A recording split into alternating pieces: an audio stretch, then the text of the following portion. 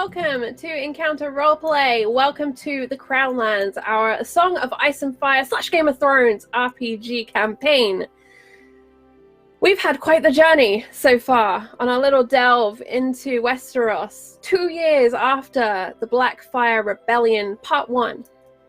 Let's go around and say hi to all of our players and find out who they will be playing, and then we will dive into the action. Shauna, how are you doing this fine Monday? I'm doing really good. I'm excited to play this week. So excited from what happened last week, and because I'm playing Adeline, the Tremaine man-at-arms, and she was viciously thrown under the bus last week. And, although she doesn't know it yet, because that's still in King's Landing. I have but one question for you, Adeline. Whomst would do such a thing? Speaking of whomst would do such a thing, hi Susanna Grace. Hi Charlie Smith.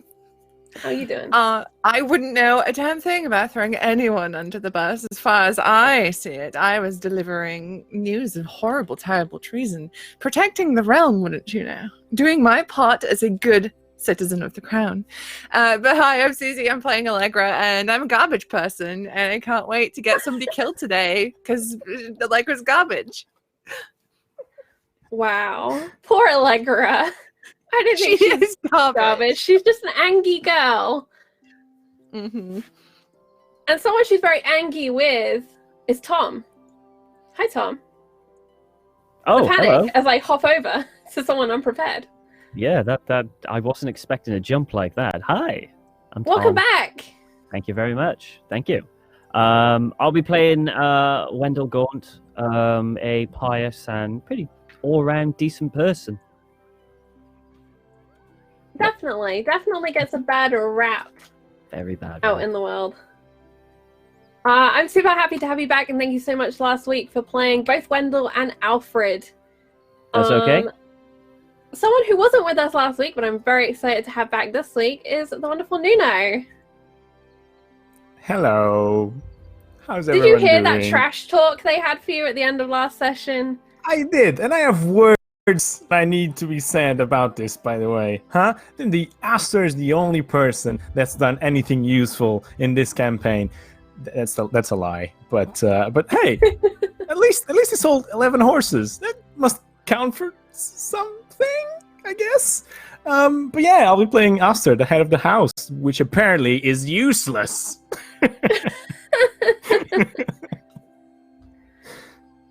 I don't know how to segue politely from that, so how are you doing, Speaking of James? useless, Sam? James. Oh, okay, we still look alike. Great. Okay. Well, it said Jamie up on your screen. Yeah, no, I get that. Yeah, I'm all right. I'm feeling a little peaky this week. Oh no. I guess things are still going around, even though I haven't left my house in like 14 days. Still getting sick for no reason. Cool. Well, it's Thanks. probably the stress of not leaving one's house for 14 days. Being stuck Maybe, indoors gets Maybe. to you. Yeah. Otherwise, I'm all right. And is Jamie looking forward to this week? No, Jamie is not looking forward to this week because Jamie wants nothing to do with this trial by combat, whatever the fuck this charade is. I'm going to go off and do my own thing with blackjack and hookers and maybe some bits of information at the same time. Yeah, I mean, it is definitely a tactic. But before we see what you actually do get up to today, why don't we go and hear from past Charlie and hear a little bit about our sponsors here on Encounter Roleplay. Before we begin today's show, I would like to take some time to remind you about our sponsors. Fantasy Grounds, our virtual tabletop of choice. All of the beautiful maps and roles you see tonight are done using Fantasy Grounds, which you can try for free at fantasygrounds.com. You can also get all of your miniatures from Wayland Games. Go to waylandgames.co.uk and get yourself a huge range of D&D, Warhammer and 40k minis for up to 20% off regular retail price. And Tabletop Loot, who sell incredible dice. Go and check them out at tabletoploot.com.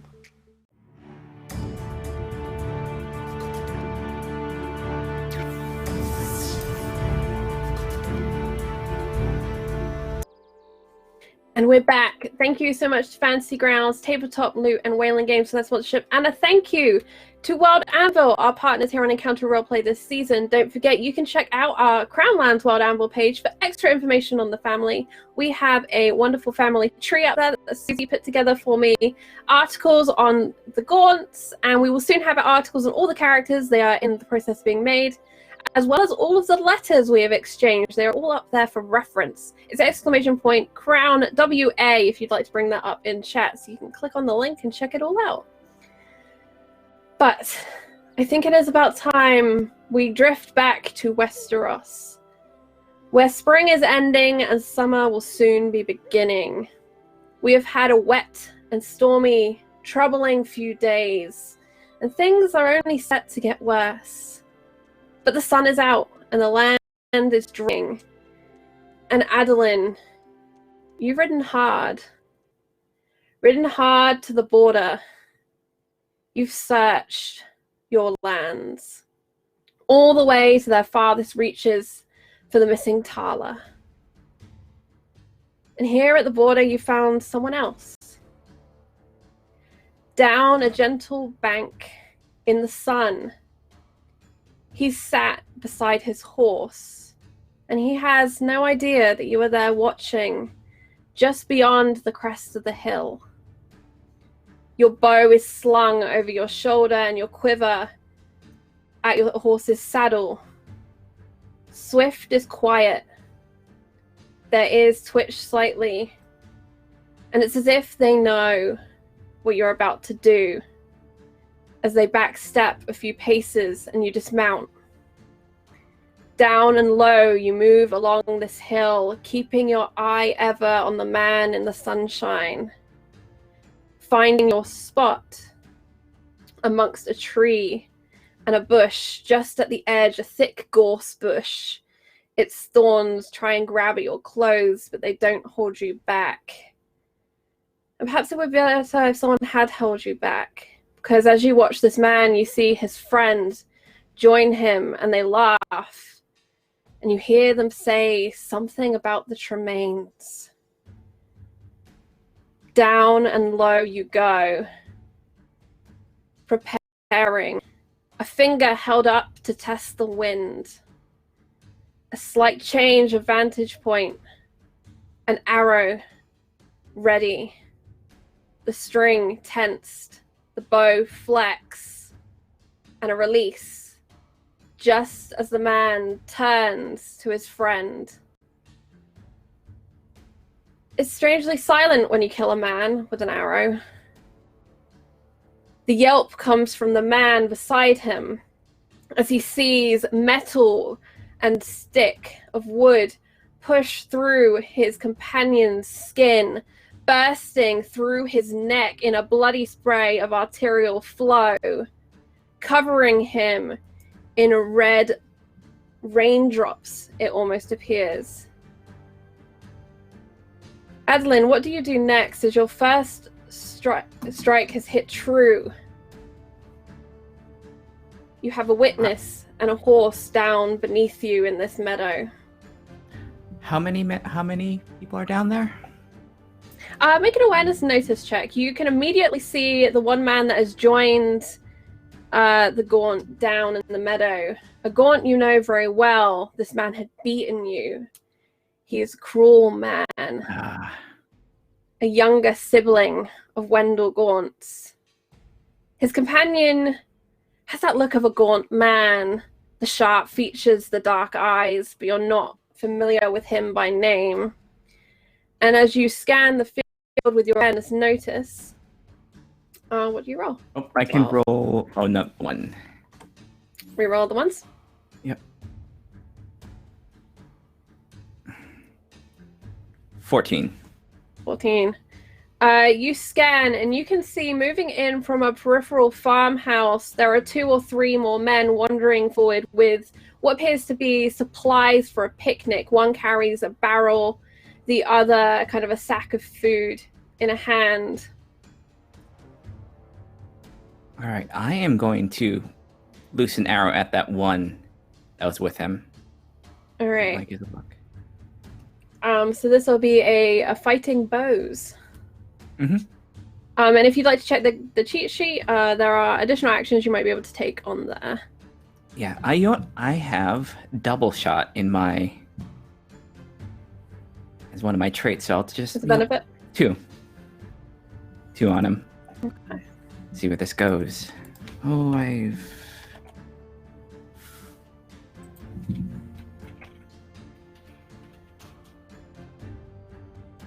All right. First And one. thank you very much to chat, who have just unlocked 20 retweets. That will be a boon for a random Holy player that I'll take care of in a second. That is a 23 with 3 6s. That is another instant death as you unleash this arrow into the man, and it strikes him in his core mass, and he kind of stumbles, grabs onto the horse's wrist, and just kind of slides to the ground at the feet of the animal, who is spooked and begins to pace, looking backwards and forwards. He lays on the ground, his arms grasping at tufts of earth and grass. And then he falls still. I'm gonna send that second shot just very close to the other man, see if they run away. Okay. And you're aiming to not hit them, correct? Mm-hmm. Okay. They don't have the look of them like they're necessarily warriors, so if I shoot at them, maybe they'll scatter. Okay, make that. Grab some dice. See if they notice the fact that 2 men have just been killed right in front of them. Yep. No, they're oblivious because I just rolled 1s and 2s, so that's good.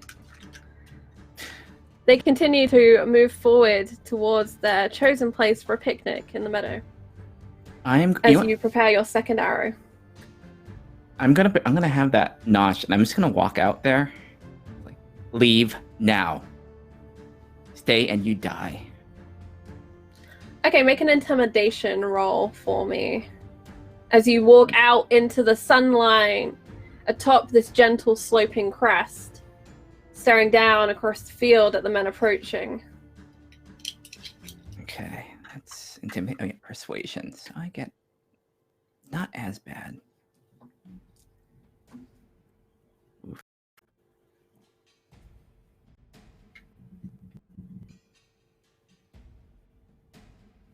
Oh. 5. Okay. You call out, but your voice doesn't seem to carry as far as you'd like, although you mean the words as you spit them out. The men are confused. They call out to you. What's going on? And they begin to run towards the 2 fallen, confused about what is happening. I killed your lord, and if you stay here, I will kill you as well. I'm giving you this one chance. Leave.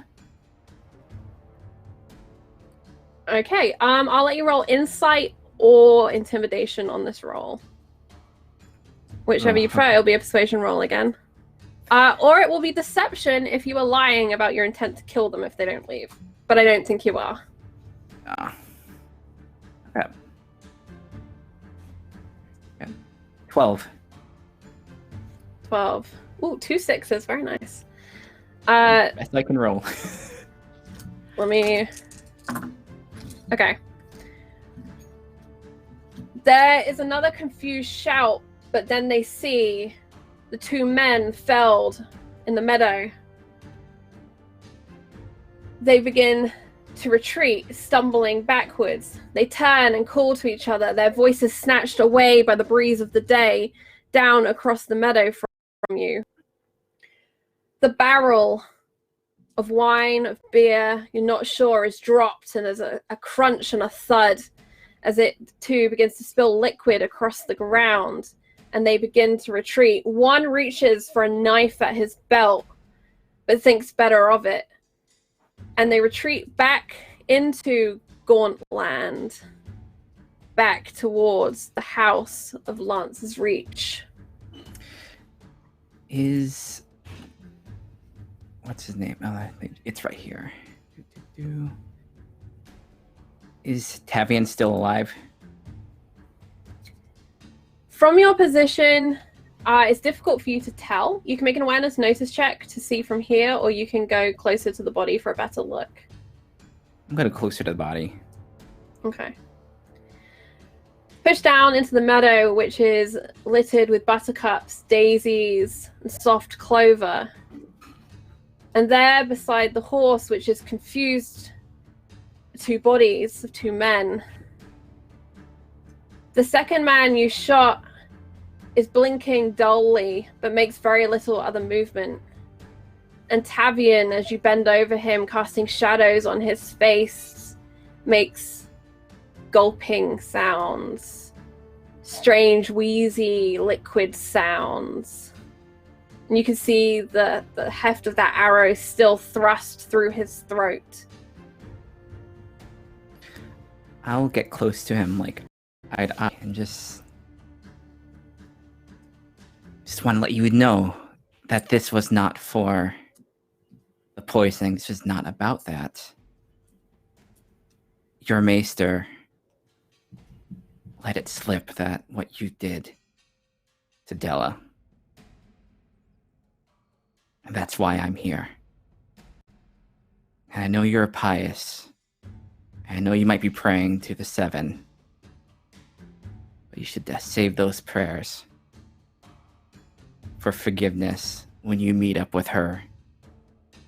And I hope she has more for she has a more forgiving soul than I am at this moment. And one final gift from her.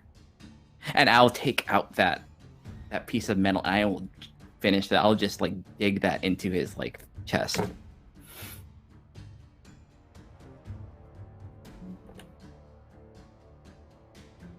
Nope.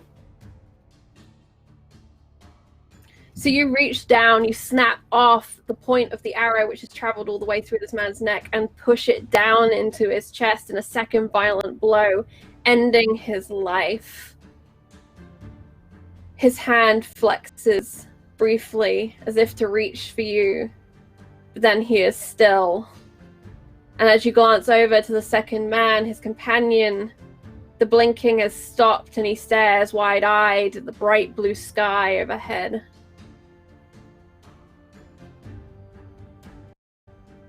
The weather outside is sunny. It's a nice day today, right? Yep. It's a beautiful day. Summer is coming. I will take a bit of the blood and just write on his forehead, just in blood, Kinslayer. Okay.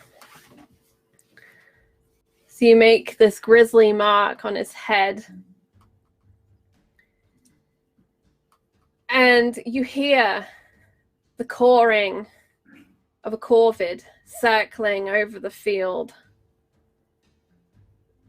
A raven swinging low, calling out about the death on the ground.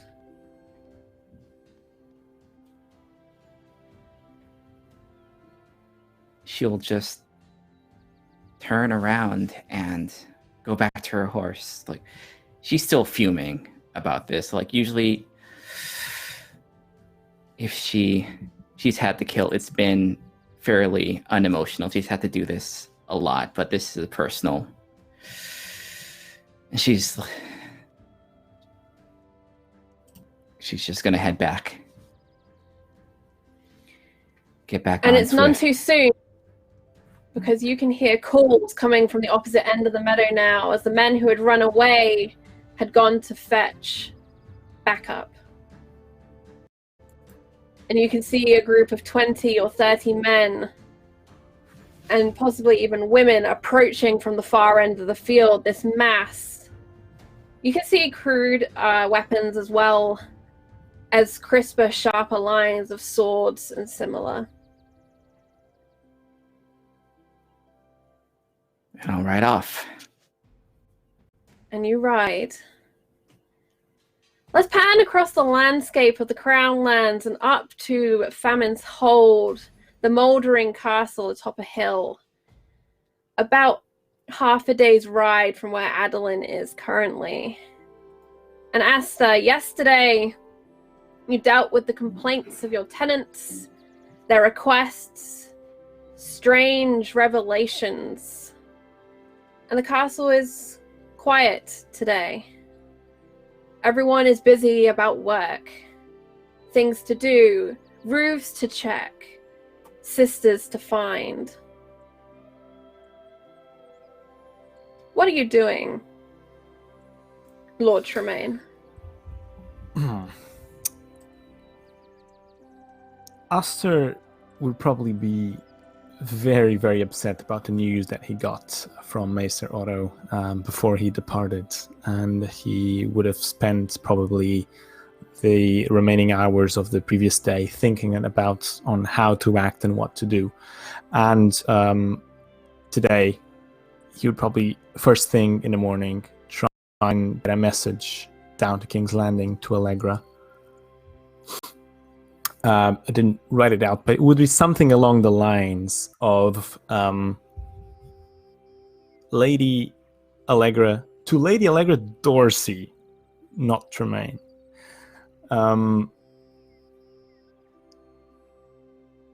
After an extensive investigation by the part of House Tremaine, no definite conclusion about the culprits of the poisoning at the night of the feast has been reached as of yet. So any action taken is not an official statement by House Tremaine. Something along those lines. Signed, Lord Aston Tremaine.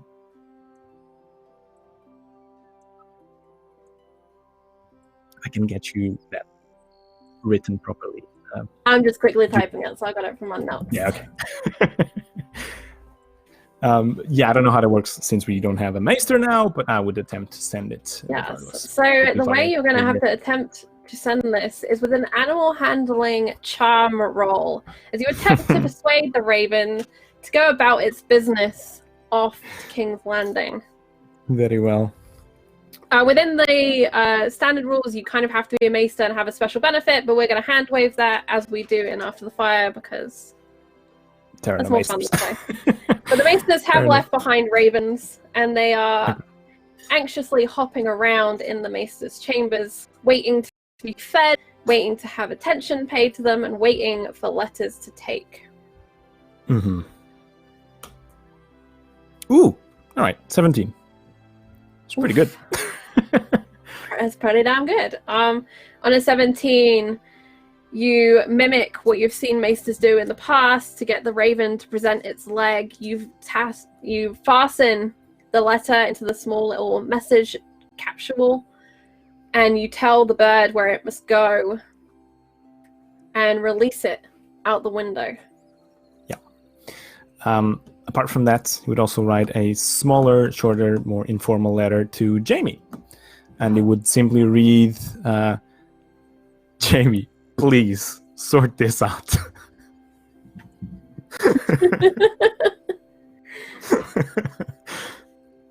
And send Right. it. Make me a second roll, because this is a second raven. Yeah.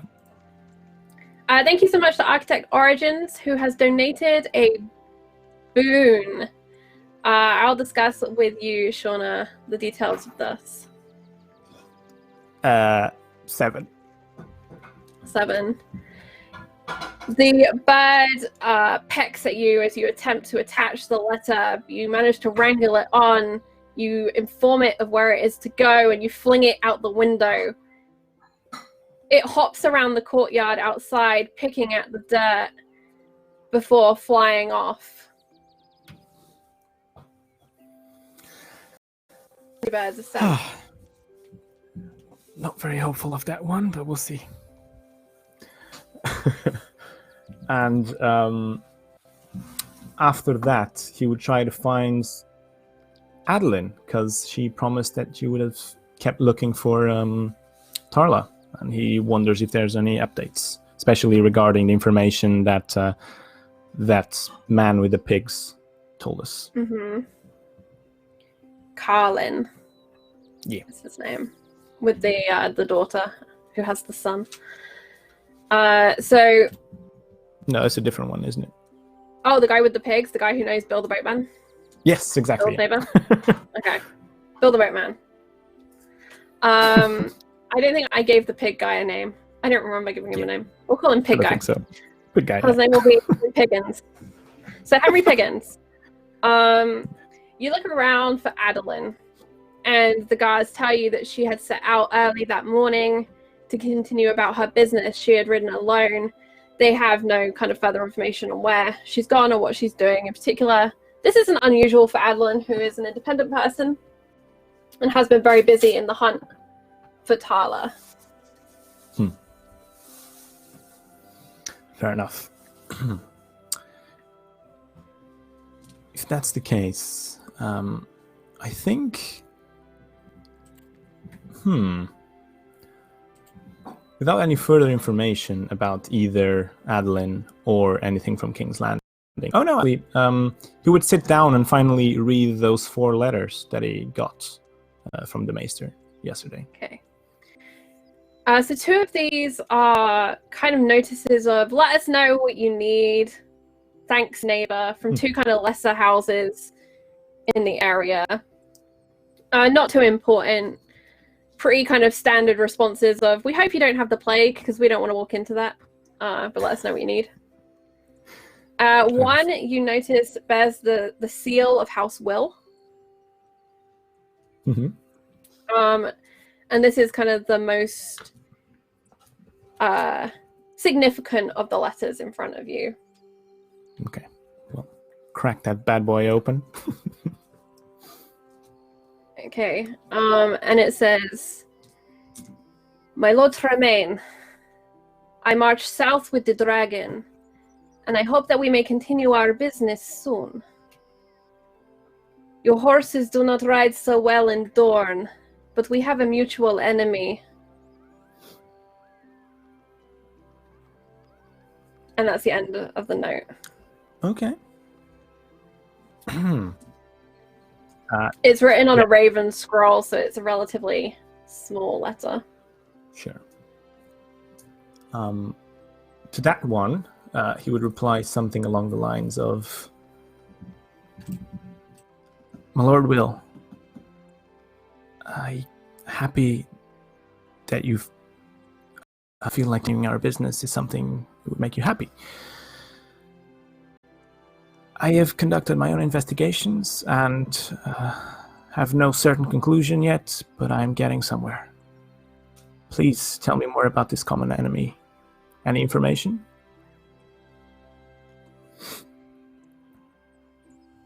That would be it. Great, and it'll be another animal handling charm, and this is the last of the ravens that you have to send out.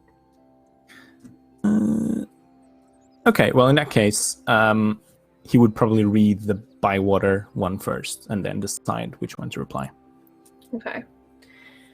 You open the Bywater letter, and this is from your aunt, Lady Rhiannon, who had married a man up in the Vale. But she still uses the name Bywater. And she writes, Lord Tremaine, terrible rumors have reached us of famine's hold. I request information urgently. Your aunt, Lady Rhiannon.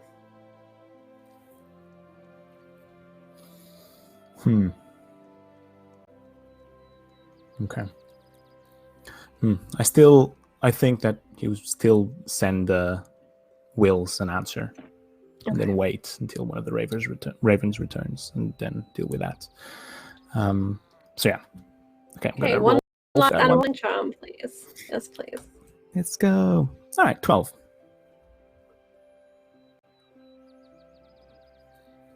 So you're kind of getting the hang of this now. You know how to grab the bird so that its wings are pressed to its side. You turn it slightly onto its back to get better access to its leg.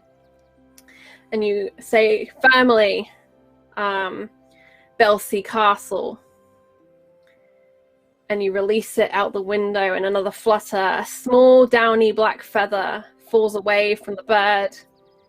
And you are left now alone in the quiet of the Maester's chambers. The wood crackles in the fire. Is there anything else you would like to do, Nuno, before I leave you for a moment? I do not think so. Okay.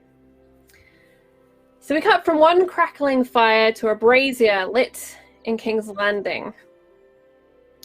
1 hour until the sun will begin to set and it will be too dark. 1 hour to find a champion for a trial by combat. Allegra, Jaime, you march from the Red Keep down the stairs. Jaime, your horse is being held by one of the attendants there, ready to be passed back to you.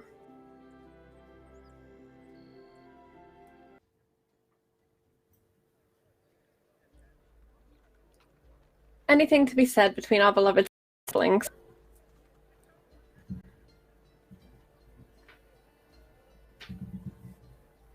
Do you really intend to go through with this?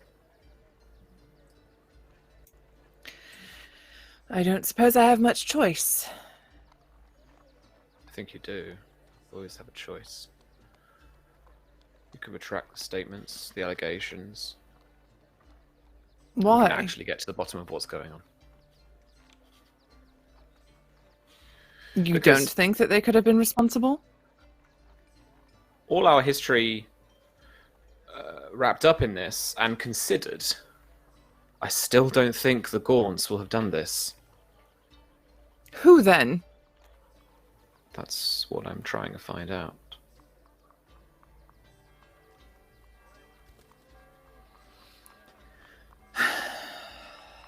I don't think I will retract them, Jaime.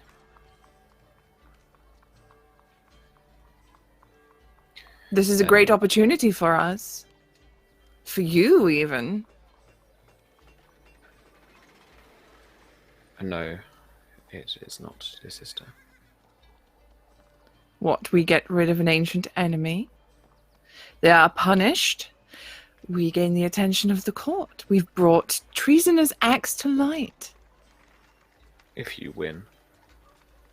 I intend to win. I've never lost. Yet.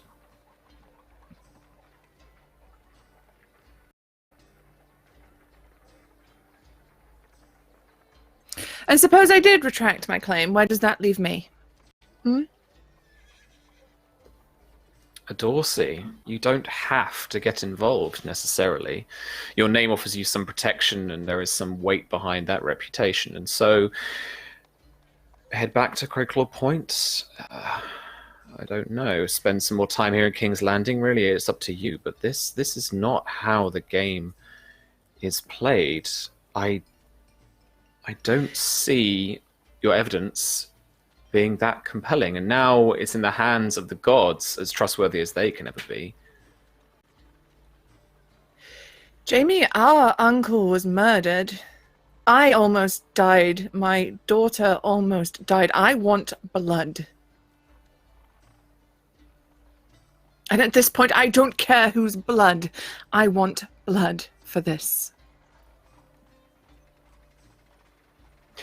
Well, then, if your focus is so short-sighted, then please enjoy your entertainment and enjoy Crowclaw Point. That's where Jaime will get up onto his horse. Where are you going? To fix this mess. He rides off.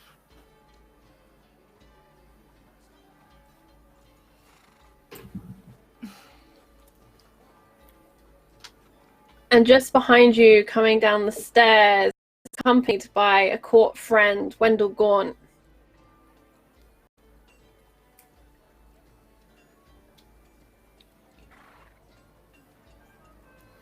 Do you interact with Allegra at all as you leave the Red Keep?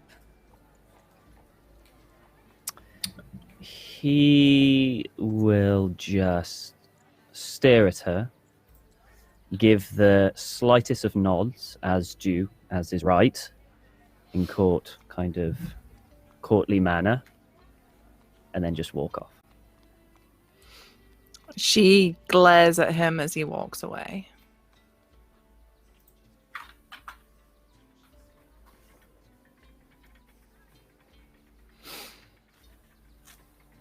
And then Allegra turns to head and find her cousin,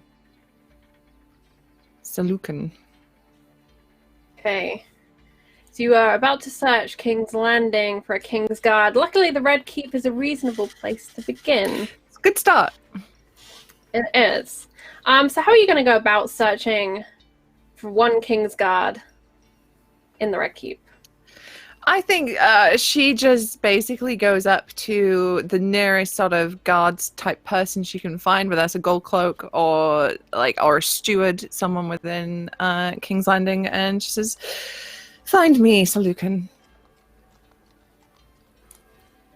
My lady? Did I stutter? The attendant looks very confused. This is the king's business. Find Salukan.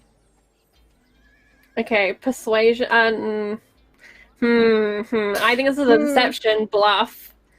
All right. Well, I don't think this is the king's business. I think this is Allegra It's Dorsey to business. do with a trial of combat, which is by extension the king's business. Ergo, I'm not lying.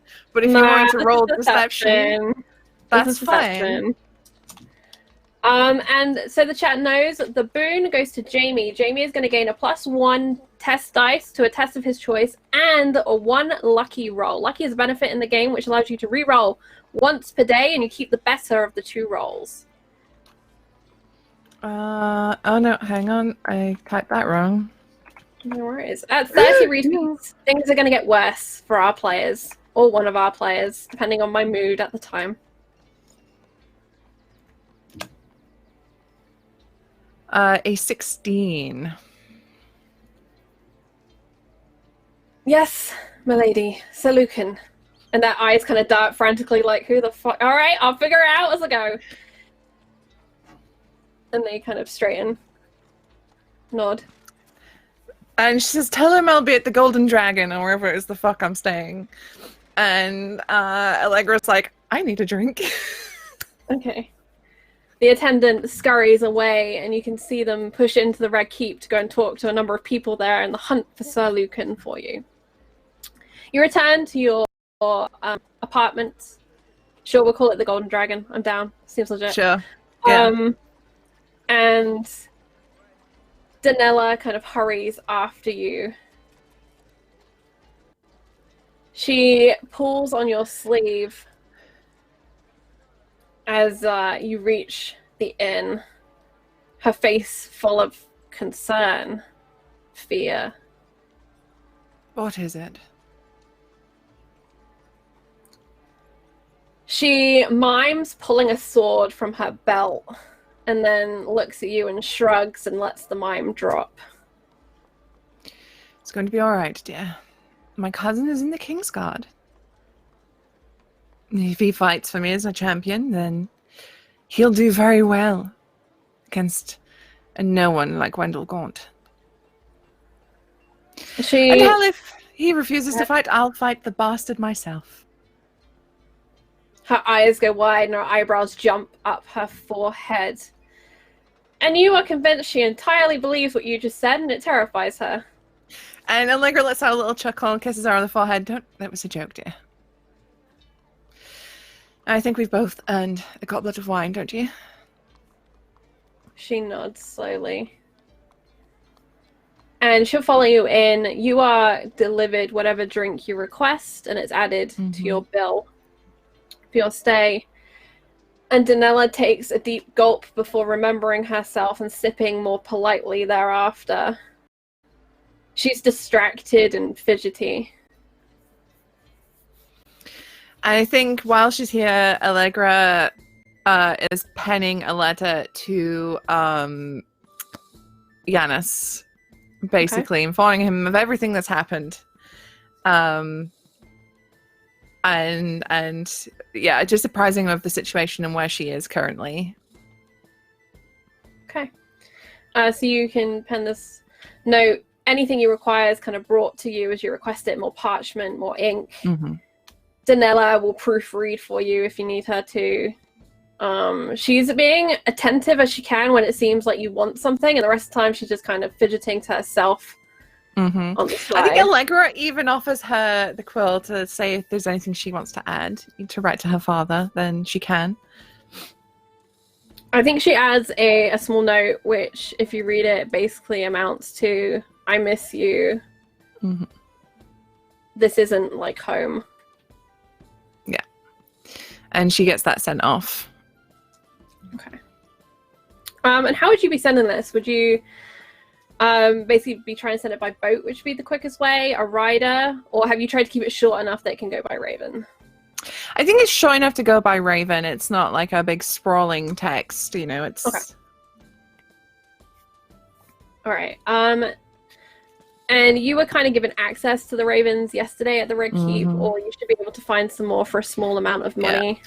I think as well with the Ravens having there, she does the letter to Yanis, and then she's going to write out a bunch to the Bywaters, to Donegal, to Rhiannon, to Donegal's sons. She's getting that message out there that Aberon was murdered and that she's in King's Landing, basically seeking justice, and that if they want a part of it, they should come here quick or send word. Do you put the name Gorn in the letter? No. Or do you just, if you're seeking it, come here? All right, Yes. Cool. Allegra, do you carry a lot of money with you?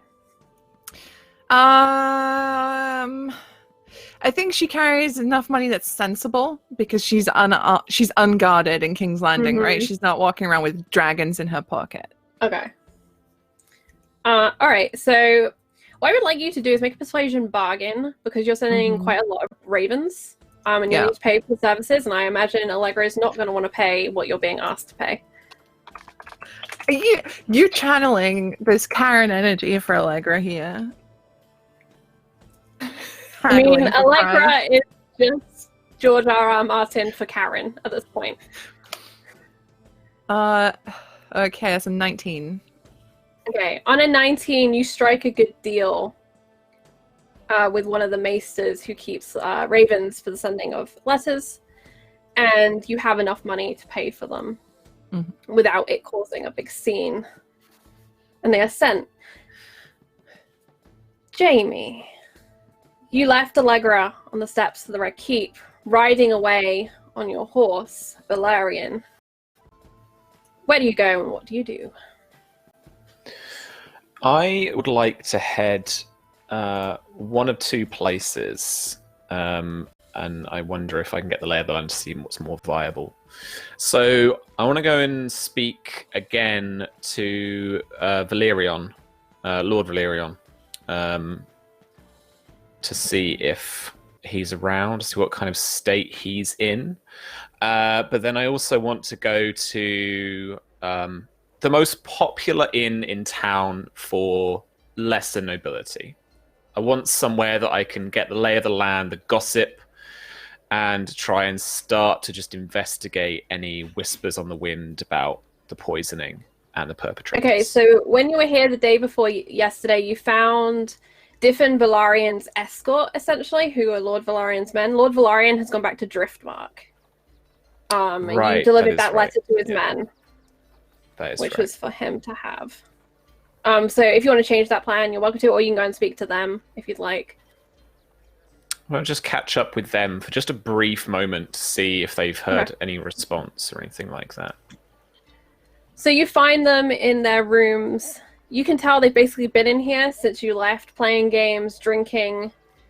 They welcome you in, recognizing you as the great gambler you had been that night, a good sport. And they complain that they've been stuck here since the storm, that they cannot get, for love nor money, a ship to get just across the bay to Driftmark. And they're getting frustrated and antsy. Do you need a cabin, or do you need a full ship? Oh, I would take a bully barge and row it myself at this point. I believe I have enough money for a short trip. Driftmark isn't far. The two of you share a cabin? It's a few silver stags, surely. It used to be before the damn storm sunk half the ships in the harbour. Now the Bravosi are charging 3 times as much, and everyone else is doing their best to match it. Excellent. I love a good working economy. It's ever since that one ship came in. No idea how it managed it, but apparently now Bravosi boats are the only boats worth having, and if you're going to have one, you got to pay for it. And he's like, really salty. You can smell the wine is just pouring off of him. Bravosi boats are very good indeed, I have heard. Very well then. I guess there is no other way apart from Raven to get a message to your lord. I thought maybe you might send a message for me, but if you can't get across the bay, then it's a shame. Try sending a raven. The winds have died down at least. It might not get blown halfway to the wall. I might, yes. Before you leave, if you do get a chance, do come and see me.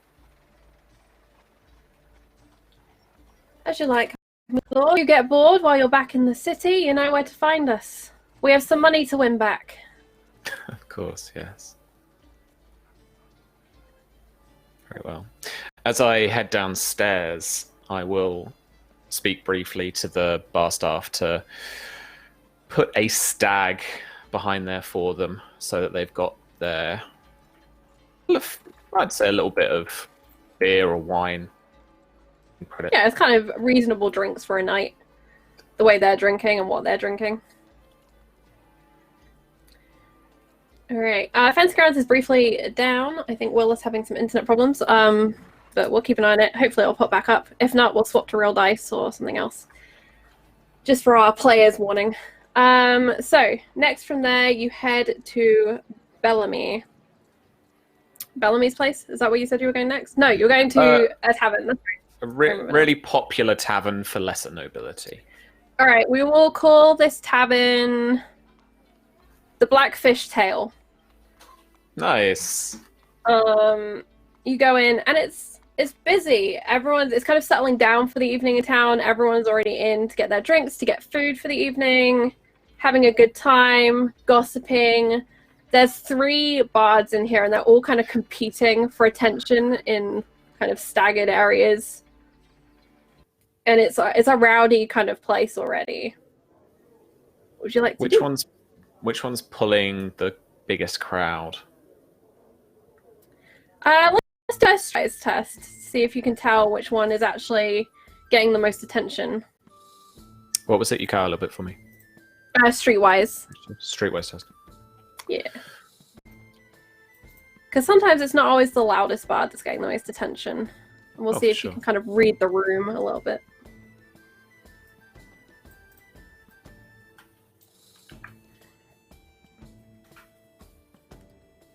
$13. There are 2 loud bards who are actually playing instruments and singing songs, but the one who seems to be actually getting the most attentive attention is more of a mummer. He's doing a dramatic retelling of a battle between 2 dragons. Of course, it's all fictional and they're not real. No, any historical crossover is merely coincidence, kind of a deal. But it's a very Yes, it's a very thinly veiled retelling of Redgrass as you listen more and more to this battle of 2 dragons. Originally you thought the green and the black, that's the most famous battle of 2 dragons. But no, this is Redgrass. And he's telling a story of a river dragon who's coming in to undermine the peaceful dragon who sleeps atop the Red Keep. And he's talking, of course, about Aegor rivers. But the river dragon runs only with silver, and the black dragon lays on gold. Nice.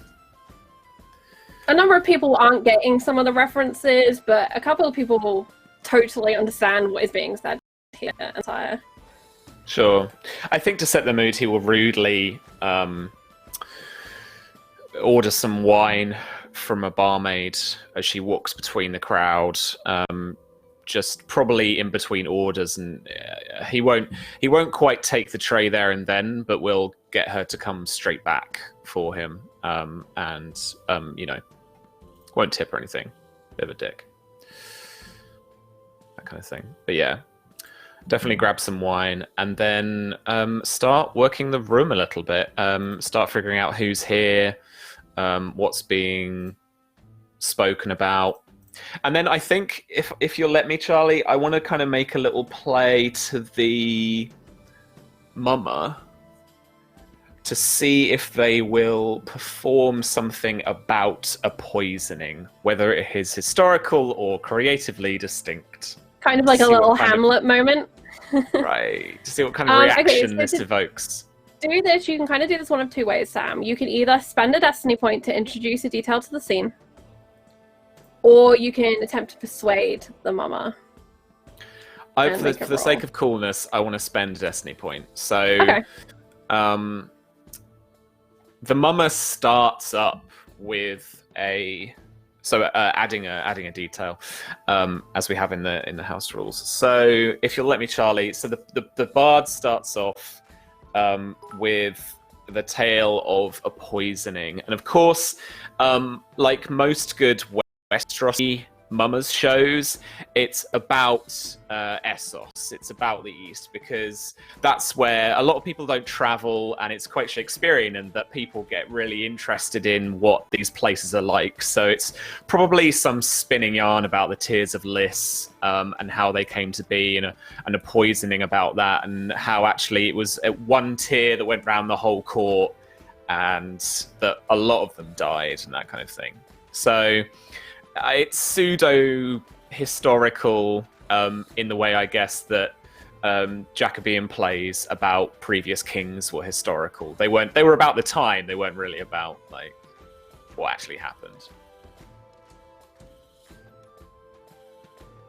Totally, and it's almost the story of Medea with the poison dress. It's a similar thing of this very dramatic event that goes on, and he literally describes it as this one tear, and every person in the court who cried it would die that night at midnight, kind of deal.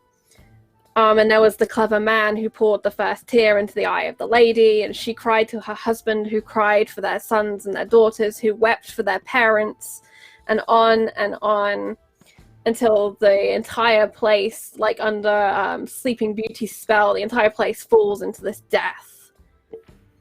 What is one detail? Who is the remaining witness to the scene, or what is the remaining detail? Because there's always like the ghost who witnesses everything, or the person who stumbles into the scene. What's the closing moment? I don't know. I think it's got to be something about present kind of political company, so it's got to be about the king or something. We've got Dea and the Good, so maybe it's a merciful lord or a merciful king, or does Lys have a big magister or something? It's like a merchant king type figure. Yeah, it's going to be like it's going to be a goodly magister, right? Okay. Yeah. So he comes because he's had the rumors of what's going on in court, and he gets there and he begins to cry, and there's that feeling of he's going to die too, but he cries and cries because his heart is true and he's a good king. He cries free the tear of Lys, which tumbles down his cheek and onto the cobble of the floor, down through a crack and away. And everyone is enraptured. They've never heard this story before. This is new and this is exciting. There's a little conversation about what could it mean? Who are they talking about? Do you think it's those Reacher houses who are having it off down south at the moment? Because everyone has heard about Baelor traveling south to Highgarden to deal with what's going on in Leo Tyrell's court. Yeah.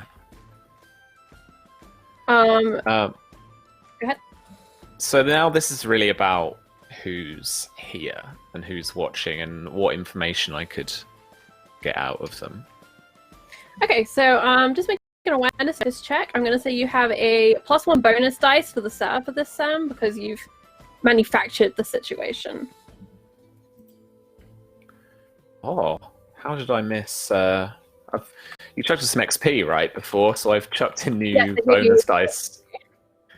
I've got a notice bonus dice now, so this is nice. Thank you very much to James. That disadvantage, -1d in the case of this game, is going to go to Wendell Gaunt. I rolled a 2 on my die, and that's who it's going to. It's hidden slightly behind his portrait, but it is there. Is James being helpful? No, because he didn't choose who it was going to. I was a random player, and I rolled randomly Right. to assign I'm not a player. Okay. Quiet you. it. Shut up. Come on, Tom, you're always a Cool. player. Everyone knows that. All right, so I'm rolling 4 plus 1 bonus dice. So I'll roll 5, and I'll keep 4 dice. Oh, you got another bonus dice from me, Sam. Hey, no. Now, oh, okay. Right, so actually, I gave you a bonus dice for the situation. You have a bonus dice from your notice that you already have. Oh. So you So I dropped 4 dice, not 1. Clever. It's not the number of dice you drop; it's the number you keep. Oh, it is the number you drop. Oh, I don't know what I'm doing. So I'm actually rolling 6 now and keeping 2, dropping 2. Yes. 6, 6, 6, 6, 6, 6, 6. Thank you. What? So Alright, 6 Samuel on Webby. Omega Crit Web strikes again. Wow. Wow. Sam, I in an wanna ideal thank- world, Sorry. as you give your Oscar speech, tell me, in an ideal world, who you would like to spot listening to this story. What kind of a person, what kind of a mood they're in. For 4 sixes, you can tell me who you want to find. Or a The couple of people you The perpetrator? the perpetrator. How meta are we going? Conveniently, Hamlet's uncle is in the inn at the time, and he's like, "Oh fuck, I done did that." No. Yeah. Okay, so looking around, what I'll give you. Okay, I think. Without knowing who did it, I can't necessarily put like the puzzle pieces together. Okay, you're looking Of- for someone who seems to be actively recognizing the story of the poisoning and its relationship to House Tremaine. Yeah. Okay.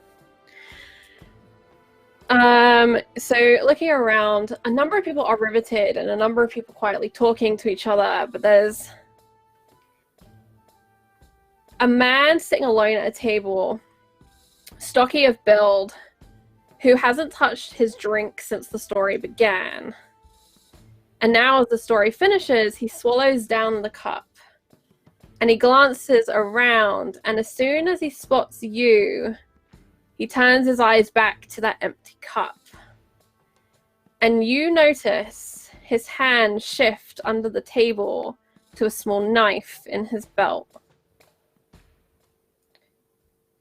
There are a number of other people in there who kind of recognized, oh wait, this is what that Allegra Dorsey was talking about in court today. But they're not the ones who catch your attention. It's this man who is reacting by trying not to react, essentially, is what you catch. And James donates a +1 keep dice to Tom and a minus keep dice to Allegra, aka Susie. Thanks. Wow. Thanks, man. Not helpful. Susie. All right. Okay. Stupid button. Intrigue time. Okay. So I would like to take the wine that the barmaid is going to get me Mm-hmm. and head to his table. And I want this full deception. I want to head down there. I want to sit down and be a bit kind of because it's quite crowded, right? So like I'm pushing through and I'm kind of sitting down, and it's that you've seen a table, you've seen a seat, now you want it, right? So I've kind of just sitting down. I'm sorry, is this seat taken? Not at all. Help yourself. Thank you. And I'll sit down with a couple of the wine goblets and be drinking one of them. And then after a few moments, we'll kind of pin my head up to look at his, trying for him to notice that, and then ask, "Your cup is empty. Do you like another?" And his hand is still on that empty cup, and the other one you see flex just slightly on the hilt of that knife. And he looks at you and your 2 cups. It's very generous. Thank you. And he pushes away the empty tankard. And I will hand over the second, rather than like doing it, like pushing it aside or anything like that. Hand it over politely. They're getting very creative with these stories, aren't they? to stories. And he weighs you up for a second, and you recognize this as like a read target kind of situation where he's literally trying to get a read on what you're doing, and he reaches out for his goblet and he raises it to yours. And he takes a drink, but his eyes are just on you that whole time.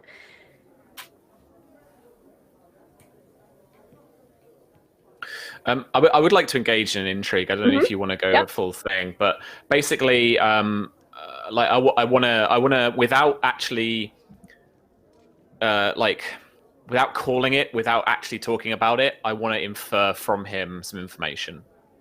Okay. I would like to do trying this to figure as out an who intrigue, just so we can back and forth a little bit, because he has his own interest at this point. Yeah. So from, I guess, kind of cards on the table with you, Charlie. From him, I want to understand who he's working for with. Okay. So let's do a status breeding to establish order of play. Sorry, I'm really hot in my room. It's very distracting. All right. Initiative. That's the word I was looking for. All right. 7. Not as good as before. I rolled a 9. So he gets to go first. What stories do you care about? Oh, only the juiciest.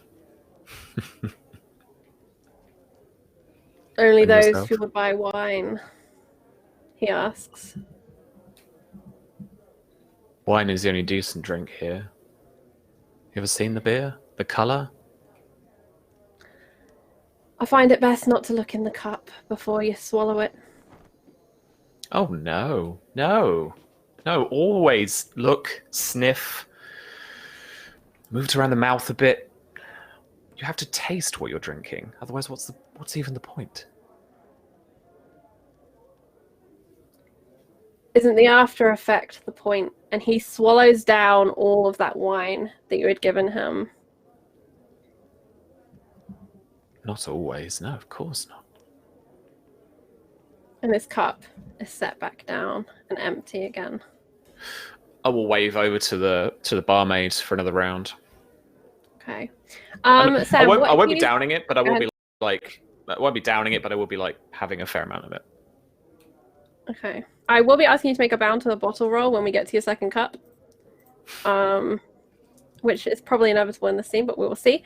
But what he's going to attempt to do, Sam, is do a read target on you. He's trying to figure out if he's being paranoid or if you are here about what he thinks you're here about. Yeah. Just for cards at the table narrative. So for retarget, it's awareness, empathy versus your passive deception. Yes. So let me just check how much that is going to be real quick. Awareness. Just want to check my treacherous quality. I think that adds cunning to your deception. I think. Because we made it test dice to deception instead. Okay. Yeah, sorry. I know there is one for the passive against this, but I don't have that, so that's fine. Okay. He rolled an 11. The target is well, if we're not counting the treacherous, then it's a 12. Okay, so he's trying to weigh you up, but he's unable to get a good read on you as you play your cards close to your chest. And he watches the maid as she refills his cup. And that's the first time in this encounter that he's kind of taken his eyes off of you, even for a second, as he watches her fill the cup. And then they come straight back to you. And his eyes are kind of watery blue-gray color that's kind of hard. He's scruffy around the edges, and kind of just the smell of him, he smells like King's Landing. He's been here for at least a day or two. Sure. Well, mine is actually a charm. Okay. So that's just a 4 dice. So this is a persuasion charm test. And it's going to be Sure, let's say it is. And it's 14 Oh, versus deception. his intrigue defense. That is a success with 2 degrees. Oof. So that damage is going to be off of my persuasion rank, which is 3. So 6. 6 minus his disposition towards you. All right. He gets his second cup and he kind of half smirks, and demonstratively he takes a small sip and swishes it around his mouth, and then sniffs the cup before he swallows that mouthful. How's that? I don't know. I do not have your palate. He takes a breath. How does it taste? Like wine. A true connoisseur. The wine in here isn't all that great, to be fair. But I imagine you're not here about the wine, my lord. Why'd you say that? Because you wouldn't be talking to the likes of me if you were here about the wine. Especially with a beer tankard in front of me. He indicates the original empty cup. As I said, I don't trust the beer in this city. Your drink was empty. I simply offered you what I had. I don't really see what you're getting at here. I'm sorry. You are... I make it a habit to know who I'm speaking to if they start to become this way. I understand that my ancestry may be an issue for some people. And his eyes go immediately to that shock of white at the front of your hair. My apologies. Getting a little cagey, I suppose. And why is that, my good man? There's a lot of wars to be fought, and I'm sat in the Black Fish drinking cheap beer and listening to foolish tales. It's the worst way to spend an evening, I suppose. It's very generous of you to buy me a drink. Not at all.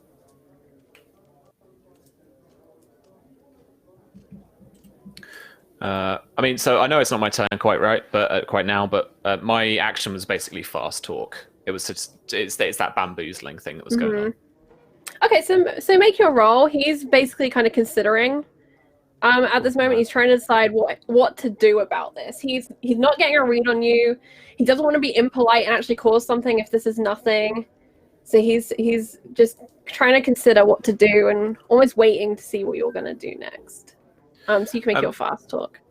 Sure. I mean, like, so on the cheat sheet, rules as written, we've got it's a persuasion test. But are you all right subbing out to deception instead? Yes. Like most other tests? You want to do yeah, that? we'll kind of do like if it's a persuasion, you can use deception if that's what you want to use. Yeah, cool. That's what I thought. Because I mean, I think fast talk is more of a kind of deception-y thing, you know? Like, I think it can be. It can be like, how quick can you get the truth out and use it, or how quick can you lie? 20. 3 6s. Right, and this is against his Passive cunning. passive cunning. Good question. Let me have a look. Just like to say that he's our DM in the other game with this role. I'm just putting it out there, okay? Yeah, he can get this out of his system now. So Sam, that is more than double his passive cunning. Okay. So you succeed. And what I'll say is, if you want to use a crit effect on this, I'll allow you to use a crit effect on this roll, even though it's not an influence. Just for the sake of brevity and effect. Can we give him the third crit is 1 frustration. Mm-hmm. So he'll be at -1 dice to his persuasion tests. Yeah. So he'll lose his cunning rank from his intrigue defense until the end of the next exchange. Okay. Rockford. My name, sir. Sir? Lord? How do I address you? Sir. Sir Rockford, he says, not writing it down. Sam's writing it down. Mm-hmm. Yeah. And he Jamie's doesn't mentally say writing that it in down. a "you will call me sir." It's that's my title if you really want to use a title. Now, I am Sir Jaime. I'm not Sir Sir Waters, Sir Targaryen. What is your first name, sir? To address you properly. As I befits a don't go knight of by the a Seven first Kingdoms. name, sir. Ah, one of those.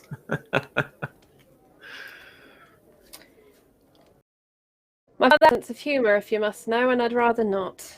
So just Rockford's fine. That's very fair. I can completely understand. I maybe have put you on the back foot, especially seeing as you are holding a dagger to your side, ready to pounce if I were to say something so dangerous or perhaps intimidating. I'm not sure, but perhaps you can help the realm and help me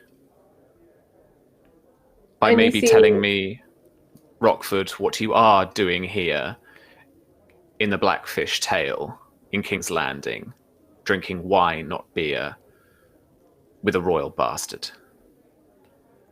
You see that hand clench really hard on that hilt. His knuckles go white, and then he releases it, glancing down. He kind of shifts his fingers and looks to you. And Sam, I'd like you to make a roll as you kind of make your closing blow, and he's going to make his roll. Let me just check the cheat sheet. All right. On both cheat sheets. I would like to use... this is Intimidate, because I get a cheeky bonus dice to Intimidate. Yeah, this is 100% intimidating. You pulled and- titles, pulled that you know what he's doing. And I'd like to use that test dice that I got. Yep. Go ahead. As I skewer the guy with social... No! What are you doing? Type it properly. All right. Oh. A 14. 14 is 2 degrees. Awesome. So intimidation, the damage is based on will, which I believe is 3 as well. Yeah, so another 6 composure damage. All right, and he fails on his roll because of the frustration. I know that a 4 is not going to hit you, so there's no point in discussing it. How much total was it? Sorry, Sam? 6. 6. Yeah. You succeed in your intrigue. You Okay. defeat him. So with an intimidate, you get to either drive off the target, or they will do as you ask, so long as you remain in their presence. Their disposition towards you after completing the action worsens to unfriendly or worse. And I will say, basically, what you can do, Sam, is you can ask him one question and get the truthful answer to that, and you will know 100% that's the truth as he knows it. So just let me know what question you would like. You seemed so interested in the tale of the Tears of Lys. And perhaps it's poetry or fate or even the gods themselves that have decided to put you here and listen to that tale, seeing as my family has just been through something very, very similar. Now, I'm sure, based on your reaction, you were involved. But I would like to know who with. Or if you were not involved, then perhaps who was. And he began as if he was about to talk until you added the caveat, if not you, then who? And he pauses for a moment and he looks at you, and you know he's considering lying. But then his body language changes and you're certain he's telling you the truth as he tells you, It wasn't me, but I do know a little bit about it, yes. I was doing a deal not too far from here, trading some poached deer for something I needed. And I met a man who told me a curious thing. Told me the night is dark and full of terrors, whatever that might mean. And he told me if I was looking for a bit more work with a bit more skill, there was something that needed doing. A castle called Famine's Old. Apparently there was to be a hunt, and it was the perfect opportunity for something to be delivered to the family. Something they wouldn't forget for a long time. I thought about it, but I told him I wasn't the man for the job. I'm not too subtle. I'd rather kill a man. I'd rather kill a man and he see it coming, so I could see that look in his eyes, than watch him gasp out on the floor. He kind of rolls his shoulder here, kind of a cracking of tension. Which I suppose is a pretty disgusting thing for someone like yourself to hear, but that's the truth of that. There was something strange about this man, though. A scar on his face. Deep and nasty thing. Straight down one side. And he said it was a shame that I could have been part of something much bigger if I'd succeeded. And then he left again. This man who said the night is dark and full of terrors. I asked him what it meant. He said a woman had said it to him once, and he thought it was the scariest thing he'd ever heard, and the most truthful, so he'd adopted it as his own.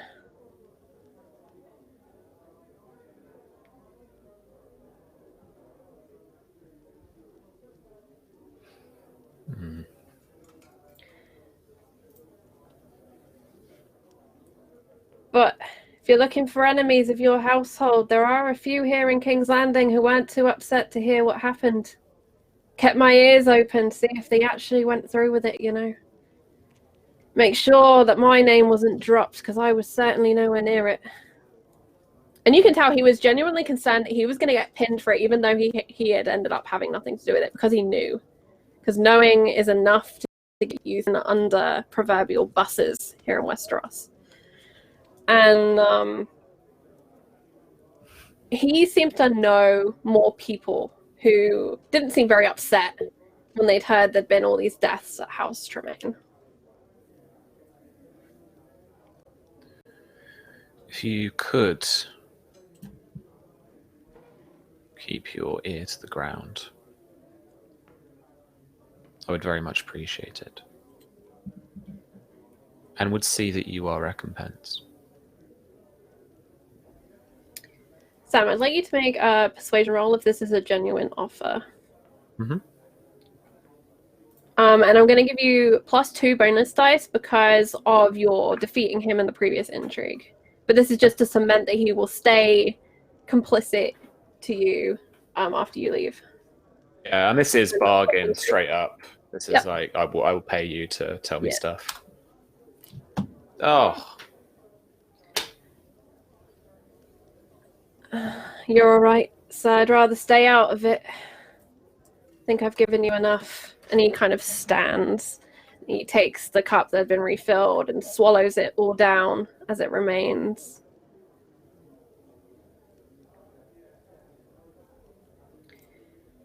But before he leaves entirely, he kind of puts a hand on your shoulder, stoops down close to your ear and says,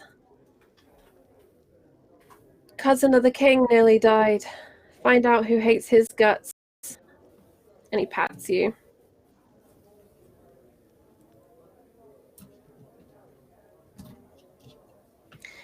And speaking of the cousin of the king, Diffin Valarian approaches you, Asta. He's just come back from a search for Tala. He's been growing stronger and stronger over the last day and a half. No more sign of fever, much more aware of himself. He seems, however, depressed, defeated. When he set out this morning, he truly believed that he was going to find Tala today. That if he could go out and search, he could find her, or he could find someone that would give the answer. He'd kind of set his heart on that fact. And now he's come back without her. And he kind of sags into a seat in the feast hall. He's grown more comfortable here in this house, although the feast hall itself is not the most settling of places with what happened. And the serving man brings over a plate of lunch and a drink for him, and he picks away at it. A number of the others who had been searching are in here too, kind of watering and feeding. And it's kind of a quiet chatter that they have, but Diffin sits alone in this quiet stupor, almost.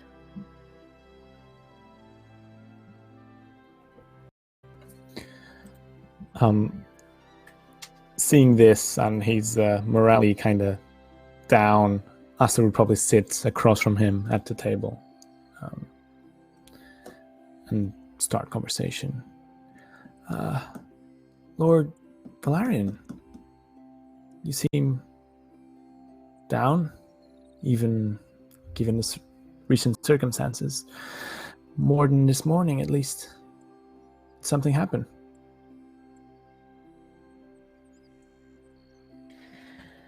I just really thought today we'd find her. I had the strangest dream last night. The sea was in the walls again, and I thought, at least the fever's gone. Just a hopeful dream. No such luck, I'm afraid, Lord Tremaine.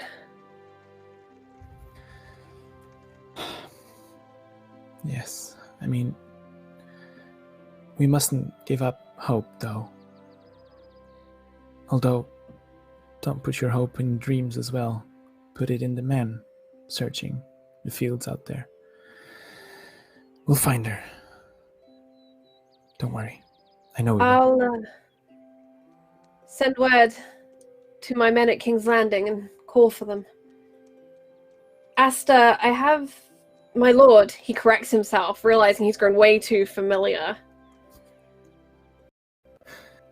I have something I would like to discuss with you. And he straightens up in his seat and straightens his top.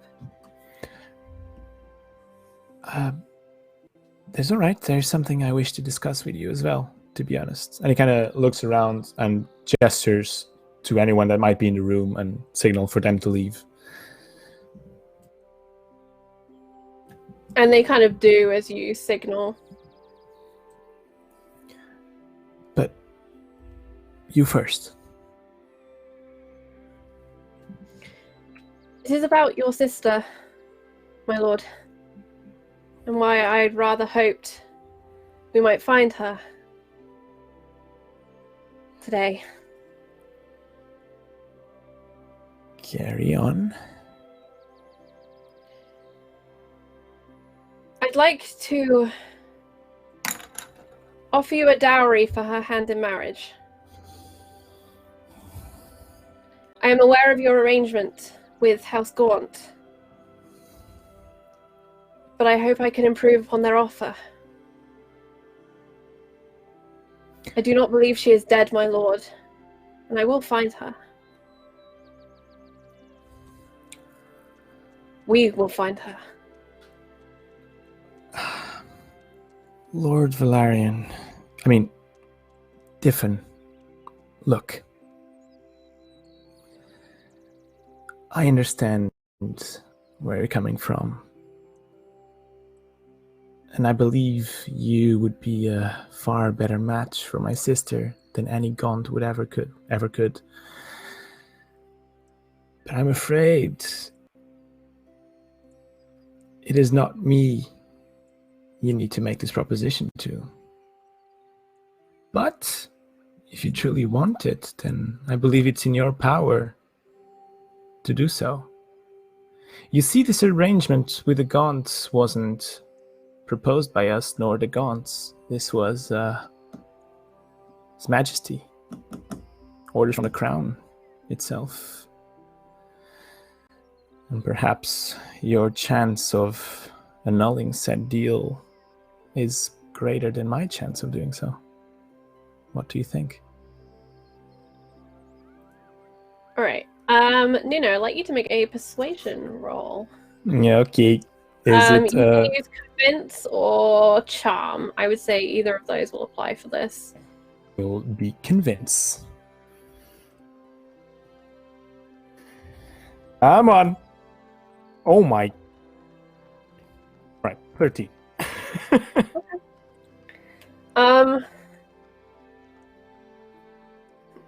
I thought for a moment you were going to say I should wait to ask Tala, but yes, no. The king.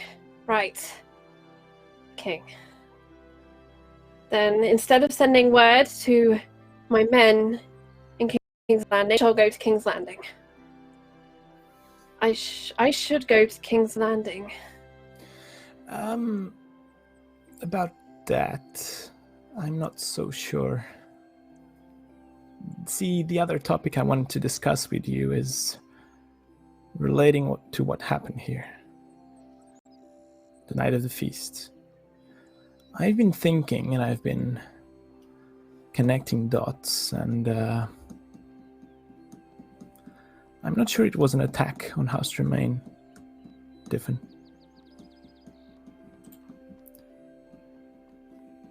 I think you're in grave danger, and I do not know why, and perhaps you can help me understand. Me?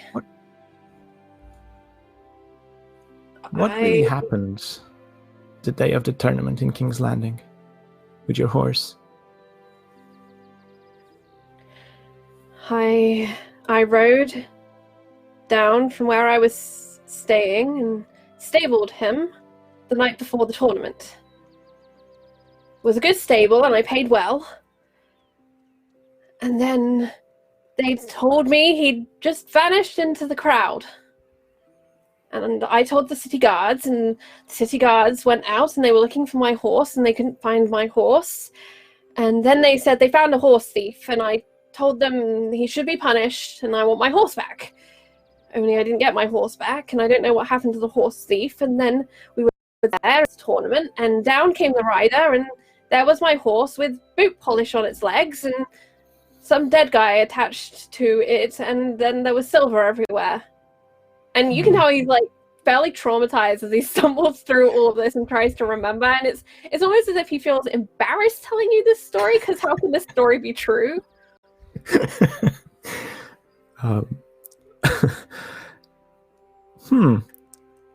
Okay. Now I understand this is a weird situation, and I'm just trying to understand what really happened, because I thought the horse would be fine at the tavern, but my men said he should be at a proper stable, and so I agreed, and I rode him down, and then I walked back. And you saw nothing, no one near the horse? And he kind of looks into the middle distance and narrows his eyes as if he's trying to remember. There was a drunken knight and his boy. I remember the knight kept tripping over his own feet, and the little squire would come and heave him up. And they were dragging behind them a donkey. Ill-natured kind of thing. I know it's preposterous, it sounds like something a mummer would make up. Comedy of all kinds of errors. And then I remember a bright white horse cleared the street. Not one of yours. Great Destria. Probably a gift for the prince.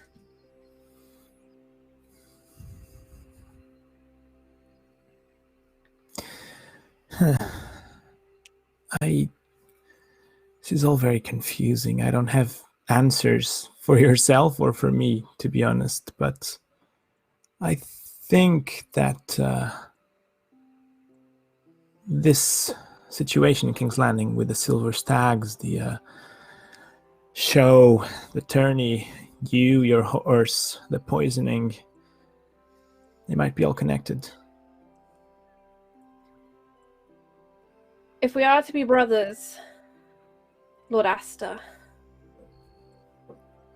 then I should confess something to you.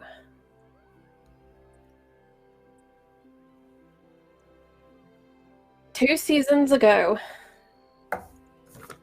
I was visiting with relatives in the Riverlands, and there was an argument.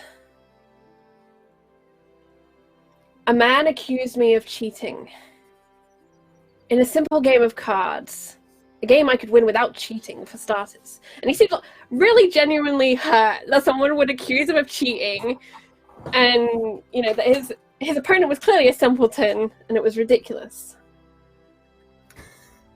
And they told me they would tell my Lord Father that I owed a debt to them. My father doesn't like gamblers, nor for the house to be named poorly in any regard. So I paid them. And then they asked again, and they said I cheated, I haven't paid my full debt. And it just continues to get worse. No matter how much money I give them, I always owe them more. And I began to wonder if I had lost, or what I should do. And I asked my guards about it, and they said I should tell them to get rid of them. And so I did, and I told the guards to get rid of them. Didn't know what else to do. Couldn't have it go back to Father. And so they went. And they said it was done. Only I saw one of those men at the tournament, and it is not done. It is not done. And I don't know what to do, Lord Astor. Now I've embarrassed my father regardless, because my horse was used to deliver a dead body to the king. And all of that silver. If I paid that silver and paid off the debt, if that had worked, then we wouldn't be in this mess. And he's very upset. And as he's explaining this tangle to you, the worse he's feeling about it, because it's so stupid. He shouldn't be in a position where people can just blackmail him for nothing. Lord Valerian, I don't know what to say, to be honest. I would find it quite far-fetched if these extortionists were related to what we're facing now. They would have to be very well-connected extortionists. But perhaps I don't know anymore. But you said you saw one of them at the tourney? I did. I think. You think? You sure it wasn't your paranoid imagination, perhaps? And you can easily read the uncertainty on his face as he begins to doubt everything. I took the horse to the stables. They told me to take it to the stables and the horse would be fine. And then the horse was gone, and so I told the guards, because that's what you do when your property is stolen. And the guards said it would be fine. They caught the thief. And he's nearly crying. He's in such a hole, and he doesn't know how to get out of it. Astor will put his hand on his shoulder and kind of prop him up a little bit so he straightens his back. And now you tell me that I put your family at risk, that Tala is that Lady Tremaine is missing because of me. Look, Diffin. All those people died. Look at me. These are just theories. It doesn't mean that I'm right. I've been wrong before. It's okay. And it wasn't just for you that this happened, I'm sure. There are several reasons. There were more guests here. We have our own enemies. It's natural that these things happen. I'm just saying that maybe you played a part in it and weren't Was just it- collateral damage. Was it one of these men that approached you and told you that I was a danger? No, these are just my own theories. I assure you that I would be very capable of protecting Tala as my wife. I don't doubt it, but if you want her to be your wife, then first you must be alive and remain alive, okay? And this is why I'm not sure it's such a good idea for you to go to King's Landing now. I think you should send word to your men or to your father and ask for someone to come and pick you up here, an escort. I sent a letter with Jaime to Okay. go to my father. And as you're looking at him, is now that you kind of realize how young this guy is. Before now, Yeah. it's been more different. You don't really think about age, it's status a lot of the time. And now you're looking at him, he could even be slightly younger than you. Okay. Yeah. All right, good. That was a good move. I just think you should stay here for now. Lightning doesn't strike twice in the same place, or rarely does. So, all things considered, you're better off here than in King's Landing. Let's wait for your father to come back with some backup. And then maybe yes. Meanwhile, we'll find Tarla. My suspicions might or might not be confirmed. We can start acting on it. But for now, let's wait. Lord Asta, will you make me a promise? Perhaps. It depends on what you ask of me. I need you to agree it before I ask. Now, Lord Valerian, that is not very fair, is it? I promise I will... It's not a very fair place, my lord. But if you trust me as a friend, or at least as a potential future ally, I ask you grant me this one promise. And I'm going to make a persuasion convince roll for Lord Diffin. Yep, go on. 11, 12, 13, 14 against your intrigue defense. 14. That is a success. It's 11 for intrigue defense. So no, just 1 degree. Okay. 1 degree is 4. Okay. And you want me to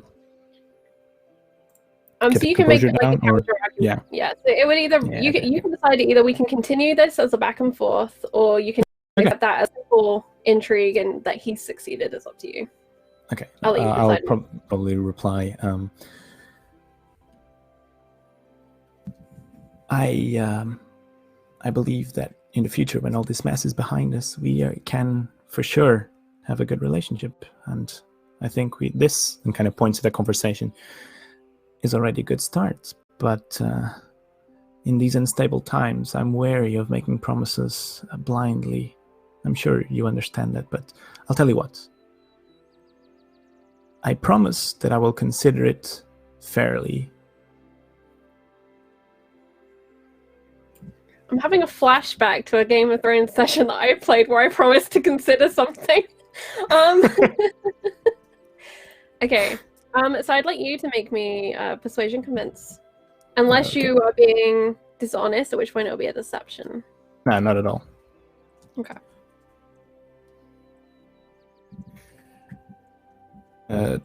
13 again. Okay. What is your will? Right? It is 2. Okay, cool. See, he nods. I will ask you again another day. Seems fairest. We'll both have more information then. Okay. Oh, I hate to gossip. And he looks really awkward. The most awkward he's looked this entire time. Between the crying and the embarrassment, it's amazing that he finds a new level. But he looks really awkward. And he's like just staring really hard at the peas on his plate. I don't like to gossip. But, my lord, you should really speak to Tala's ladies' maids. I overheard something because I don't think they thought I was listening. Go on. One of them, the one who claims she didn't steal the hairbrush, she took something else, and the other knows about it. Huh. But the other has a secret as well. And that's why she won't tell. They were being very hushed and suspicious, and I heard them mention Tala's name, which is why I was listening in the first place. I just hoped they'd had news. Just hoped there was something. Okay, well, thank you for telling me this. If these secrets are related to Tarla, then I must get to the bottom of this. This is unacceptable. Thank you. It is not gossip, it is pertinent information to find Tarla. I don't think they know where she is. I'm sure they don't, but any information they might have might prove useful. Okay. And let's pan to Adeline, who is currently galloping across the countryside, pursued now by gaunt men on their own charging horses. Your horse is very fast, Adeline. It's well trained. It is bred for you. But the gaunt horses too are quick. Trained for tournaments. Trained for the charge. And you can hear them picking up pace. Did Twitch just die? No. Oh. Oh. Died for me. Let's see. I think it's... Oh, we're back. It's back. All right, sorry, fam. So, Adeline, you're being chased across the countryside. You have gaunt men after you. They are on very fast charger horses. You have managed to maintain the distance because you did have a head start, but they are after you. And what's worse is some of them do have bows. And you are currently in open countryside because it is farmland. You do know there is the woods that borders the gaunt land on that northeastern kind of side. But that is across this land from you. Or you can head towards the Tremaine house, which is all the way across open land and up a hill. I think she's gonna just keep going. I think making her way directionally toward the forest. How are they? I look behind. She looks behind her. How are they riding? Are they riding in like single file? Are they riding? 6 of them, and they seem to be just kind of riding across as much as they can because they have a lot of wide area. It's just a race. It's whoever can go the fastest. Occasionally, one or another will pull ahead, but they're basically riding in a line rather than single file. I'm gonna continue. She's gonna continue riding, but she knows Swift can run without necessarily pulling at her reins, and she has this bow that she is trained for to shoot on horseback. And before you do what you're about to do, I'd like you to make an awareness notice check really quickly as you glance over your shoulder at these 6 riders coming behind you. Okay.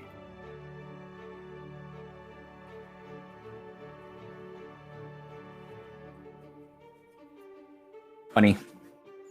Wait. Okay. Wait, let me roll that one more time. Just in case. Oh, no. Still 20. Okay, you notice in the lead is the gaunt man of arms. Not a man you've met kind of on a personal level, but you know that's who this is in this household.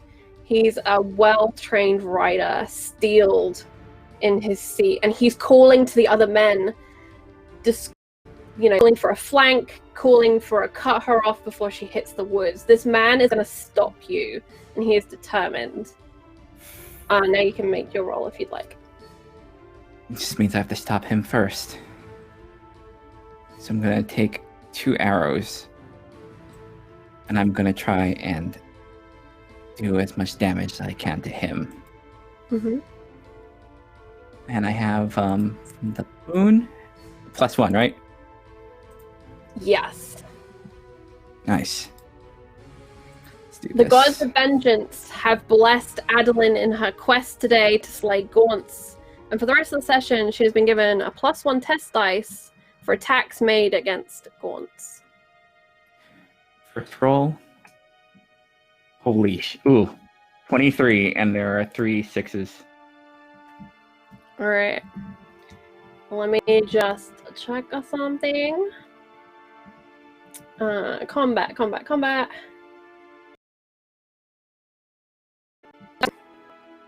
How do crit hits work in combat? If you don't mind reminding me. But to me, it broke up a little bit. Yeah. So Yes. yeah. So critical hits in combat. When you beat your target's combat defense by double, count the number of 6s that you've rolled and compare it to the table. Okay, so Shauna rolled 3s. So with the 3 6s, you have inflicted a bloody wound. The target takes 1 injury.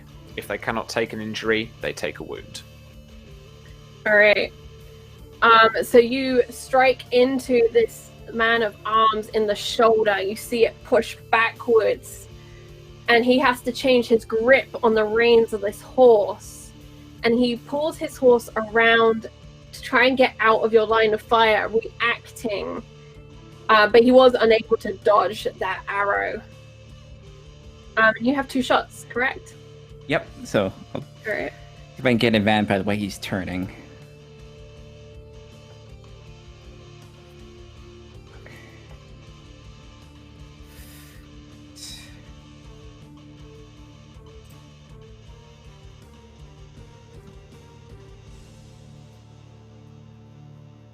$20.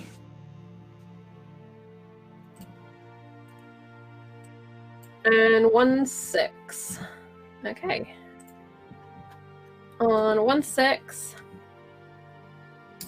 you increase your base damage by +2. So let me know how much damage that is. It's a solid hit.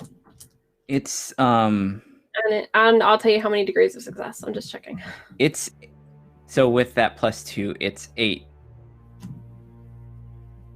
An 8.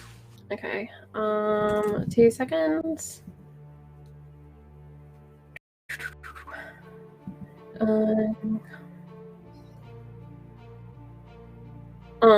Okay.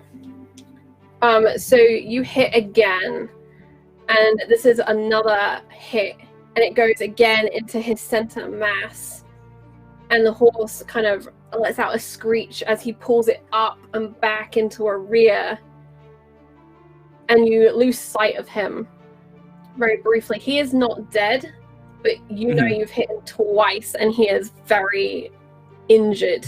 Just looking over your shoulder and knowing how solid those hits are.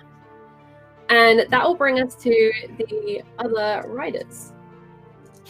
One of them does have their bow out and is kind of riding fairly high in the saddle. His horse is at a lesser speed because of this, but it means that he can try and take a shot at you, which he is going to try and do. Open that thing.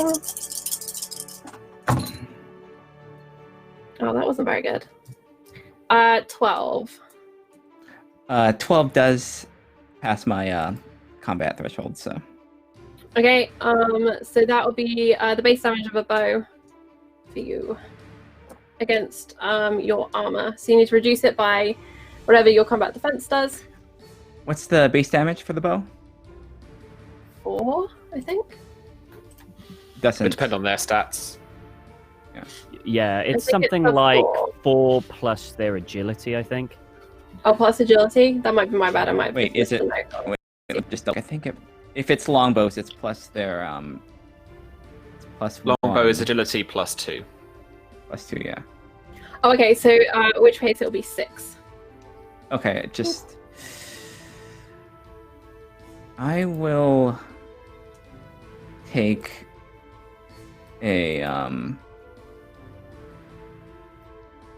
I'll take an injury. That's a -1 to results, right? You can have those as many as your endurance. Okay, so you I'll take one. reduce the damage by your endurance rank, Yep. and you can take that injury, and it's a -1 to your test rolls.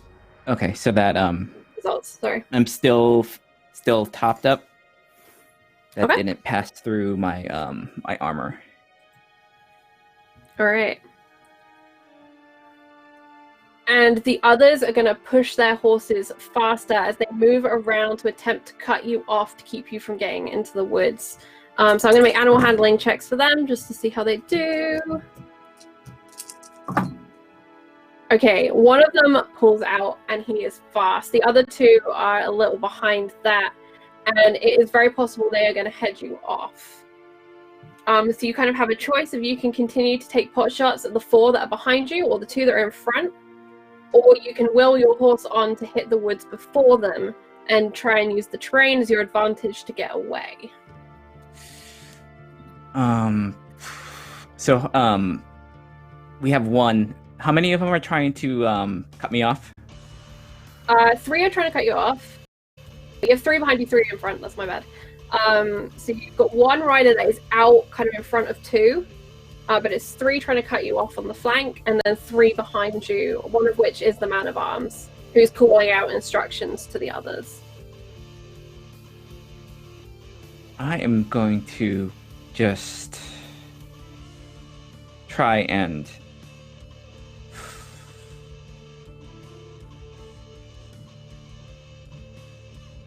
she's going to try and get Swift to go into the woods. Okay, so this is going to be an animal handling ride check.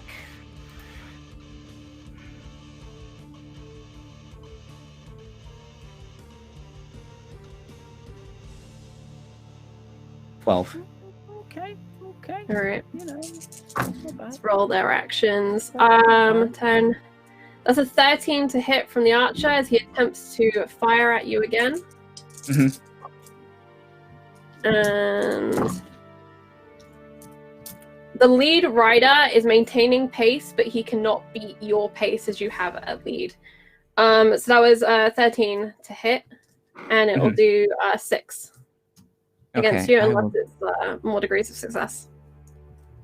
Mine is 9, so I don't know if that. So yeah, that'll be 2 degrees of success, right, Sam? It depends on 9. combat defense, I guess. 9. 9 Right. difference is 2 degrees, yeah, because 10 would be 3. Hang on. I rolled Wait, no. 13. Combat defense is Am I- 9. No, it's not. It's Yeah. 1 degree. It's 1 degree. Okay. Right, so Right, that's 6 now. I'll take that. I'll just.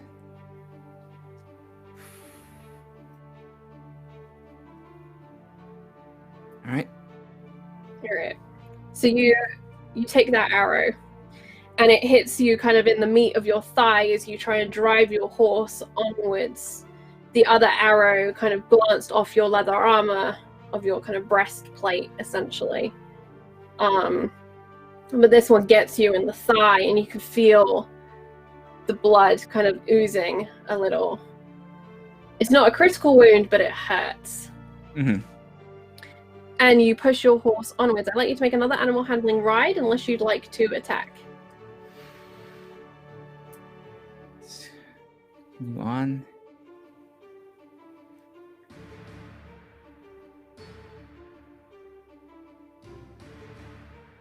I've made a little bit of speed though. Is the 3 that were flanking me did I pull up ahead of them a little bit? Yes, you are ahead of that lead rider right now, as he's trying to push his horse into your way. The other 2 are further back, failing on their flank. All right, I'm going to. My primary thing is this archer is gonna. If I don't do this, I'm just gonna try and take out the one that's been trying to shoot at me. Okay. Okay. Double shots.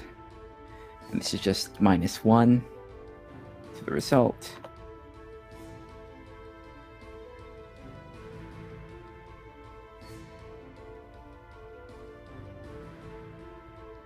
One. Nice. Is that -1 on top of that? For the 20, sorry. 20. All right, so that's a success. No crits. 1, 2, 3. 3 degrees of success. That is, my brain just like locked up for a second. So 6, 18. 18. All right, you go back. You turn, and it's like a sniper snapshot. You turn, you almost lock onto this guy as he's high in his saddle, and he's pulling the next arrow, and you just strike him. And the arrow and bow fall away, and he kind of flops backwards into the saddle. The riders on the flank are going to try and push up. This is kind of their last chance to block you. You're about to hit the tree line. If I got him, I'm going to take a shot if you like. Yeah, I'm going to take in one of the flankers. This is the closest one. Next closest one, I'm going to try and Okay. see if I can, like, wait him from...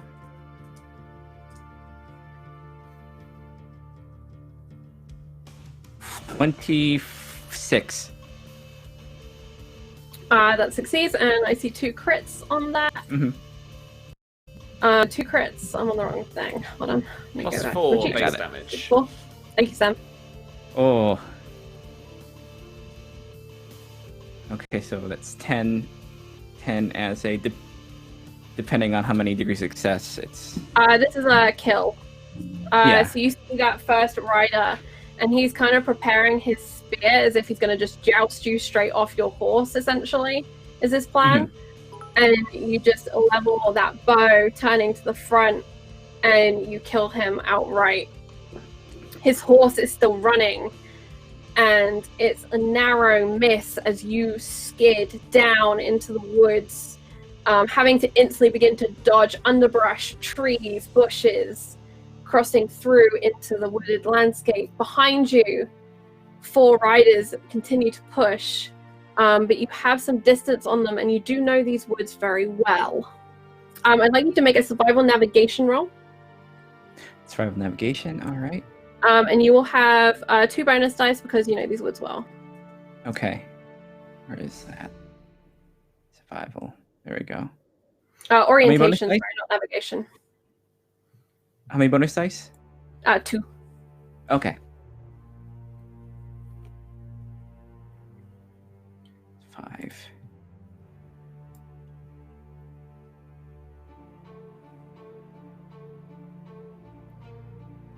Okay. -1 for the injury goes to 11. Oh, yeah, 11.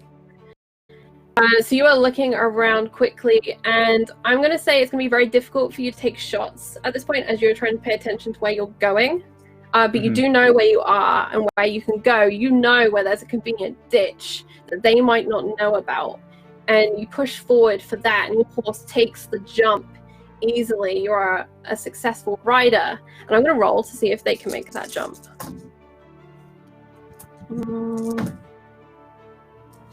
Okay. All right. 2 of them follow in a clean steeple jump arc. But one of them, the horse kind of hits the edge of this ditch and does not want to jump. It doesn't want to go down. And that rider's kind of skidding along on this animal who's trying to stop all momentum whilst not actually having brakes. But 2 continue to push with you through the woods. And I'd like you to make a animal handling ride test. You're not going to have any kind of additional difficulty for the terrain because you have that navigation success. Orientation, sorry. Okay.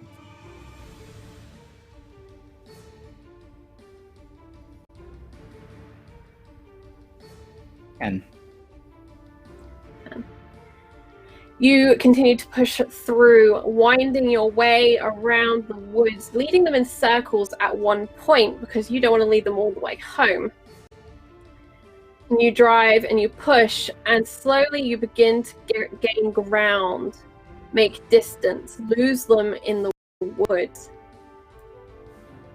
What would you like to do? once I figured out that I've lost them, I am going to head back to the hold.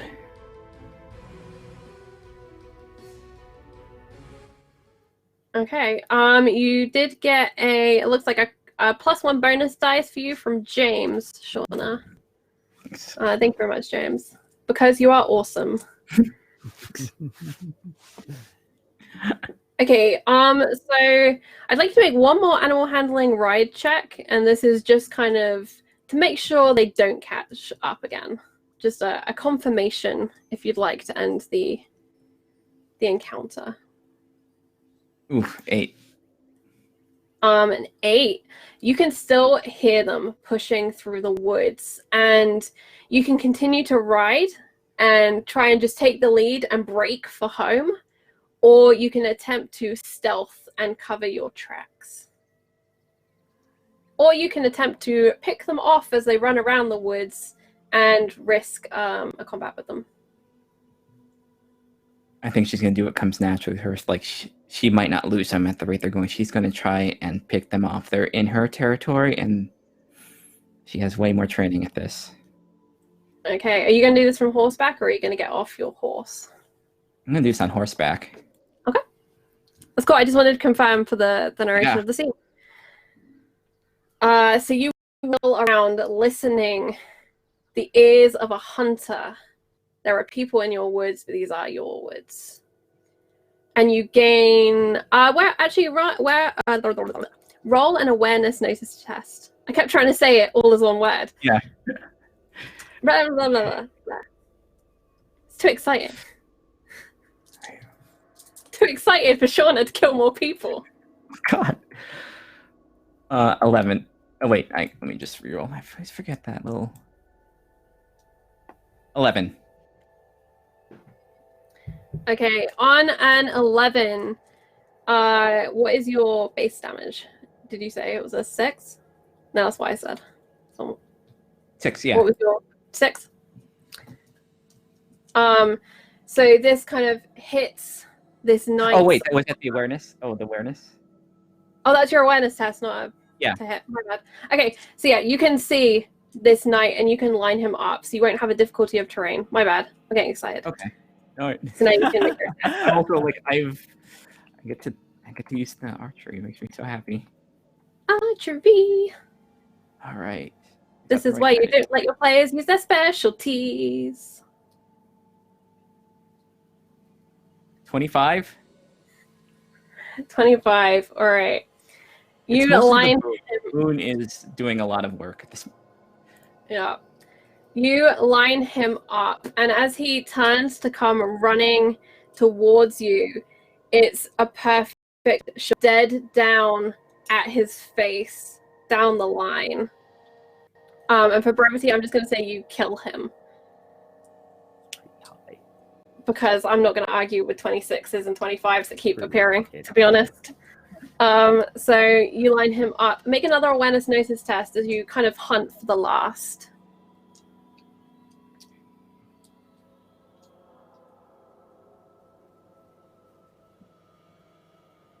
13.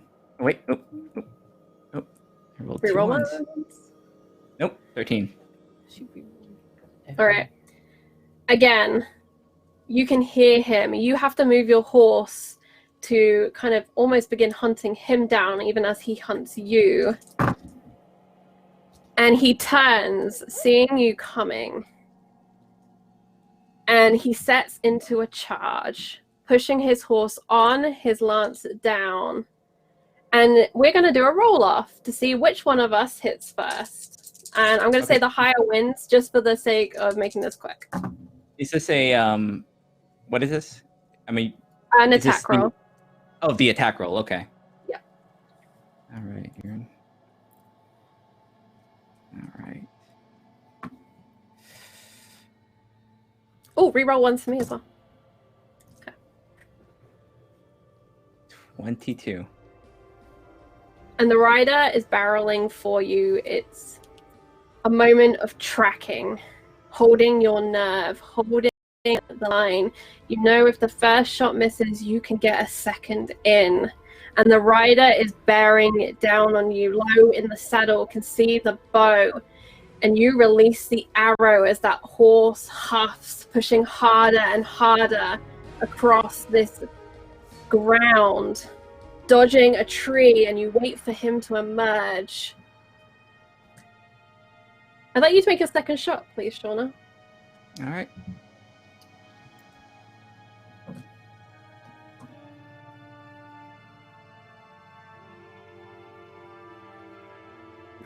$23. Okay. The first shot comes riding out, and it hits him. But the horse is not stopping, and nor is he, as he bears down upon you. But you are quicker than he is, and your second goes out. And I'm going to rule that you shoot the horse, because the horse is the biggest problem right now, and the pair go tumbling to the ground in a writhing mass of blood and limbs and agony. And you are the conqueror of this combat scene. The guy is on the ground. The horse is still kind of struggling, but will probably soon die from that arrow. As a mercy, she's going to just put one more in the horse, just to kind of... It wasn't its fault. She's going to just put it out of its misery. Mm-hmm. And it's she's going to... Yeah. And then she's going to listen, make sure that was the last one in this area. You go through in your head, and you count the number of dead. 5. And the Master of Arms, you cannot hear in the woods. She kind of wishes that he had made it in here, because he's a big problem. They're going to be a lot harder to get to if he's still alive. And as you pause and listen, you can hear his shouts from the edge of the woods, where he's calling basically to confirm where his men are, get a report on what's happening. But you are far away from the edge of the woods. And as you look around, you spot a strange tree that's been cracked by lightning, and 2 others emblazoned by dragons. You found yourself in that strange place that you'd been the night of the storm, and at your feet, a dead horse and a dead man. An appropriate place to kill a gaunt. Yeah, she will look at it, and then kind of just in the direction of where she came, she'll just kind of scowl and head back to where she was going. You kick into the flanks of Swift, who responds, "She's tired. She's alive, and so are you." And you set off towards the And I homestead. check to make sure that she wasn't hit as well with any of these arrows. I didn't think, but just in this moment. But she's fine. I have this... She'll wince at the thigh injury like this. But it's painful, but she realizes she'll give enough time to recover from it. It's nothing serious. You have a moment of doubt as you check Swift, thinking maybe she's been hit, but you realize it's your own blood from that injury that's staining her fur. And you head for home. Let us return to the Red Keep. The night is drawing in, and the sky is beginning to turn towards sunset colors. Allegra, your hour is nearly up, and you wait in the Golden Dragon.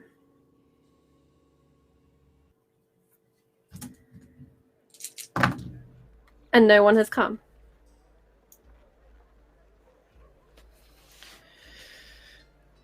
Excellent.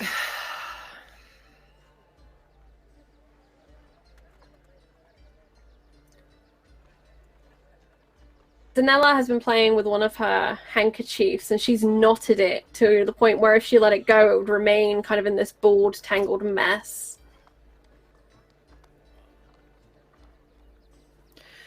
Well, Danella, it appears as though I may yet be fighting him after all.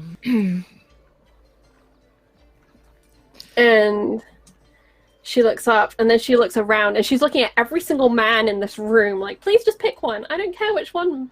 Please, Mom, don't get yourself killed. And I think she just, as Danelle looks around, she just kind of glances at one of the servants. Would you fight for me? He looks you up and down. You see his Adam's apple bob as he kind of considers the implications. And he says, "Fight for you, my lady." Oh, look at you, can barely hold a cup of wine, let alone a sword. What about you? And she basically goes around the whole room.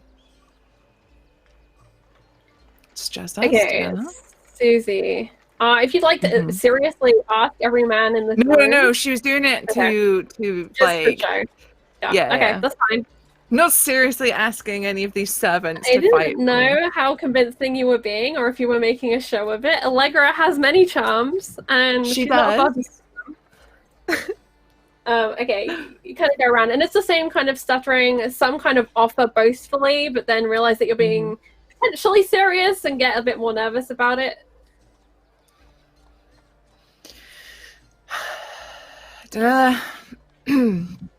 I may have to do something very soon that I detest to the very core of my being.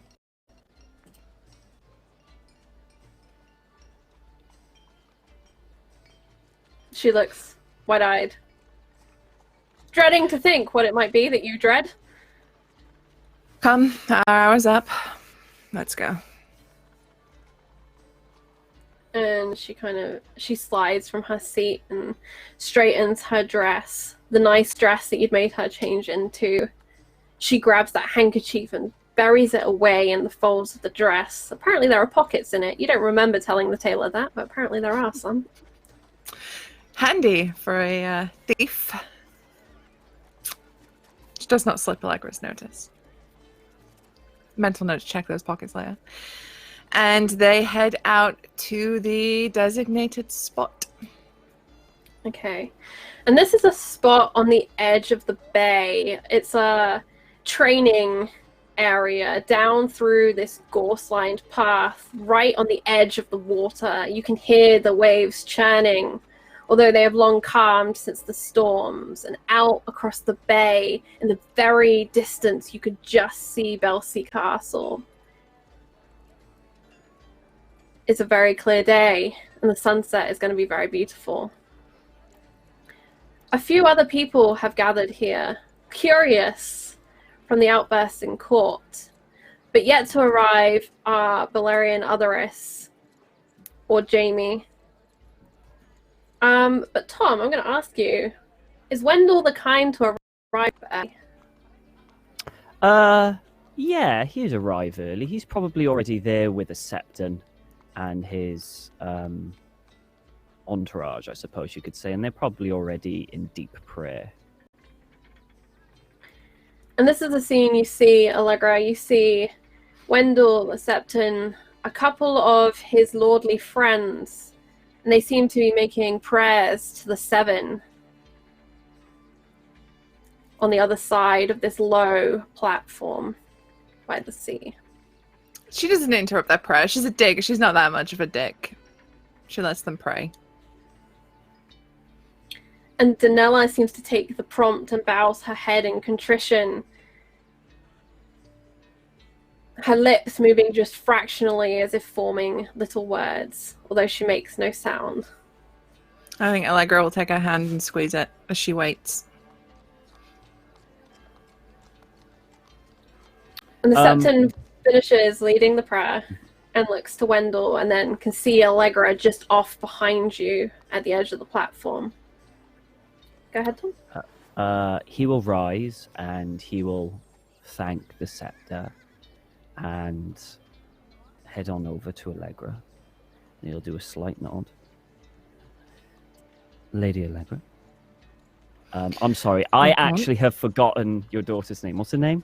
Danella. Danella. But And I he'll think you'll nod. find it's the Ladies Dorsey to you. We're not on first name terms, you motherfucker. Wow. And he'll nod Tom. he'll nod, my lady.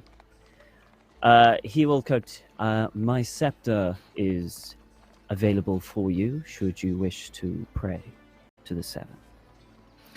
I have made my prayers already, my lord. He will nod, as you wish, and then he will head back to his entourage. And Jaime, beyond the tavern walls of the Blackfish Tail, you can see that evening is beginning to dull the bright blue of the sky, and sunset will soon approach.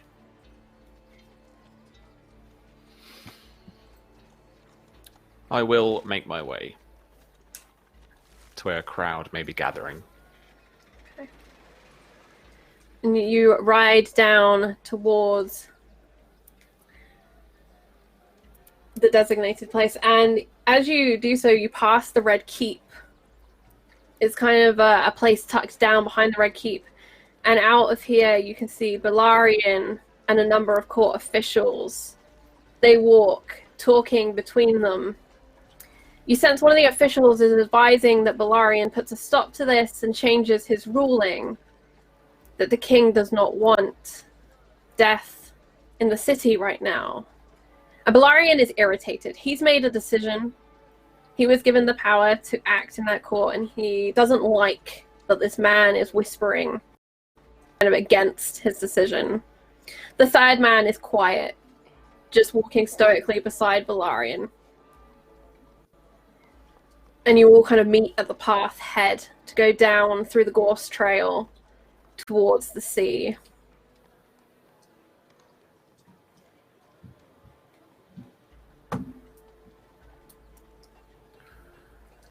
If it please you, my lord, you would be wise to heed his counsel.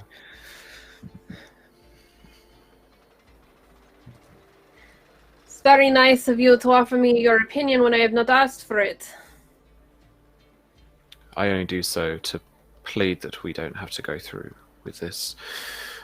I believe my sister is acting foolishly. I don't want to see her or another on her behalf killed.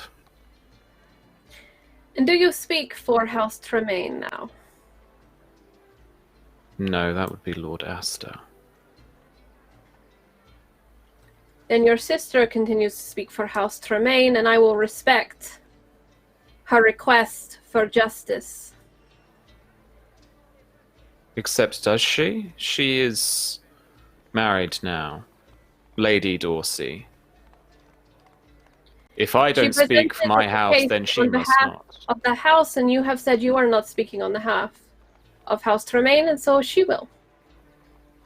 Why? Respectfully. She represents on behalf of her maiden house.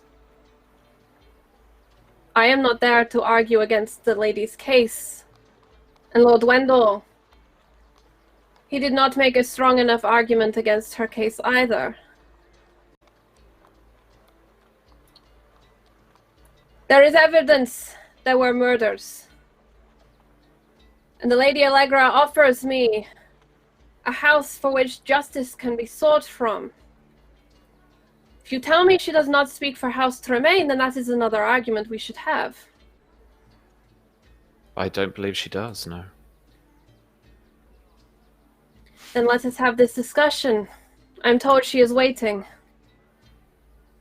And he holds out a hand to the Gorse Road.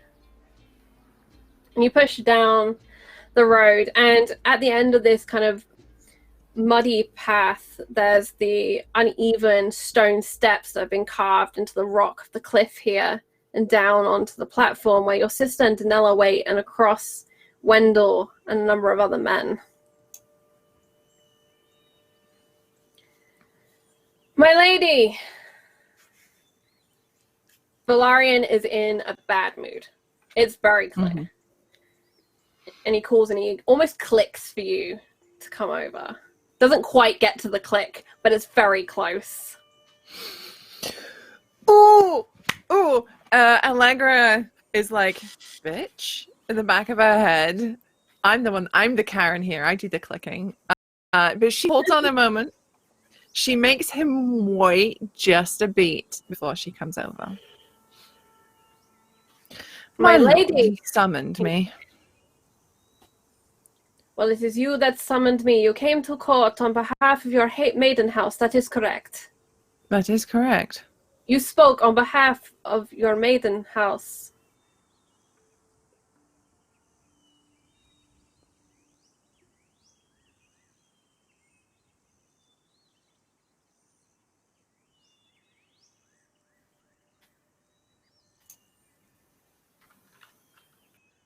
Uh-oh. We're back. We're We're good. back. We're good. Hey.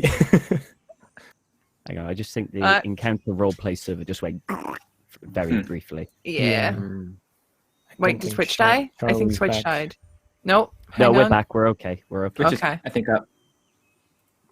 Yeah. Anyway, Charlie. so what happens is I smooch a lot of Lord Balarian.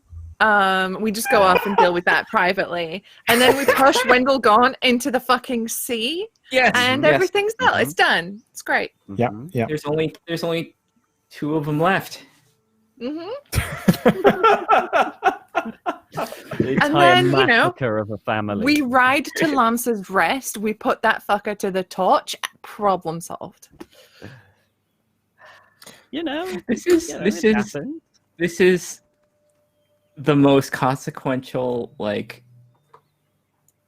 large scale, probably, what Allegra and Adeline were like as teenagers. This is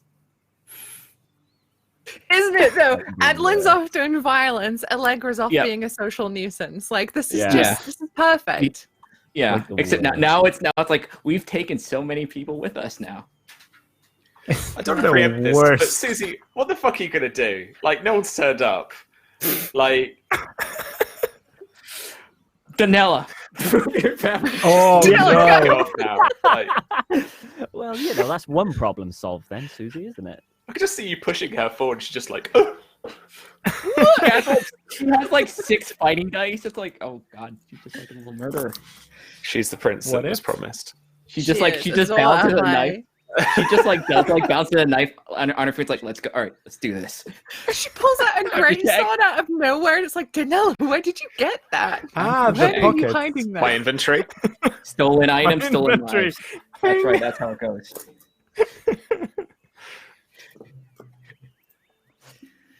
Oh dear. You never I'm know the taking size of those time. dress pockets, to be honest. I am Oh back. boy, there are going to be some Oh, ravens. there she back is. in- yeah. Oh, Hello. So while you're gone, What we the time? decided nothing's gonna happen. No one dies. It's all fine. Look, Charlie, you told me Lord Balarian was really hot, so we can just go off and shag and make this all go away. Like that's you know. I mean, you can roll and try and persuade got him of the- that. I got the dice. I got the dice. you got all Okay. 6s. It's all 6s. So I can see that our server is still unstable. So I'm going to try and get through this as quick as possible so we can get the stream done for today because it doesn't look like it's going to improve for a second. So let's see if we can get through this. Balarian says, you argue for your maiden house. You made the case that you are acting on behalf of your maiden house. I asked for another representative. Sir Waters arrives, but now he tells me he does not speak for House Tremaine either. Lord Wendell failed to convince me that you are not an adequate representative of the wish of House Tremaine. What do you say, my Lady Dorsey? I say, in absence of all other evidence, it appears that I do indeed speak for House Tremaine. Though my brother here says otherwise. Would you like a moment to debate it between you, or shall we get on with my ruling? As I speak on behalf of the king. And Allegra just looks at Jaime. Have you anything else to say? My lord, I don't believe the matter can truly be resolved until the lord of the house, Lord Aster, is here to answer with these accusations. If he truly believed these accusations, then he would be here presenting them to the court himself. He says as he looks at Allegra. Sam, we're going to enter into an intrigue here. And you can go first, as you've kind of begun and opened the statement. So that's going to be a roll for your To me, that's a persuasion convince. I suck at persuasion. Okay. This is fine. Can it be taunt? Because I'm taunting my sister by the fact that she does not represent the house. Well, it depends. Are you rolling against Allegra or rolling against Valarian? Okay, this is to convince Allegra. Okay. I want to knock her out of the fucking intrigue. Okay. Be gone! No! Nope. Fuck. Nope. Okay, now what I'm going to do, now that, because I've let Jamie go first, I'd like everyone else, Wendell and Susie and Valarian, and we're going to roll initiative now. That's not enough dice. Okay. I need more dice for this. Thomas, mostly so you have the option of joining in if you would like to. You are under no pressure to join the argument, unless you would like I can to. see that sad look in Tom's eyes. He wanted to shank somebody tonight. He had a bitch to cut. All right, let me grab my sheet really quick. Yeah. Potentially, literally. Oh, I want it so bad. Okay. Let me open the sheet. You are muted, dear Tom. Sorry, 21 for me. 21 for Timothy. All right, Allegra, what did you get? 13 for me. Okay, Sam, do you want to roll? So I can just put you in order. Oh, yeah, of course, sorry. No, you're good. I didn't ask you to. That's my bad. Status 1, 2, 3, 4, 5. 13. Yep, that's enough dice. 13. What is your status rank? 3 with breeding 1B. Susie, what is your status rank? 3. Any bonus dice in breeding? Nope.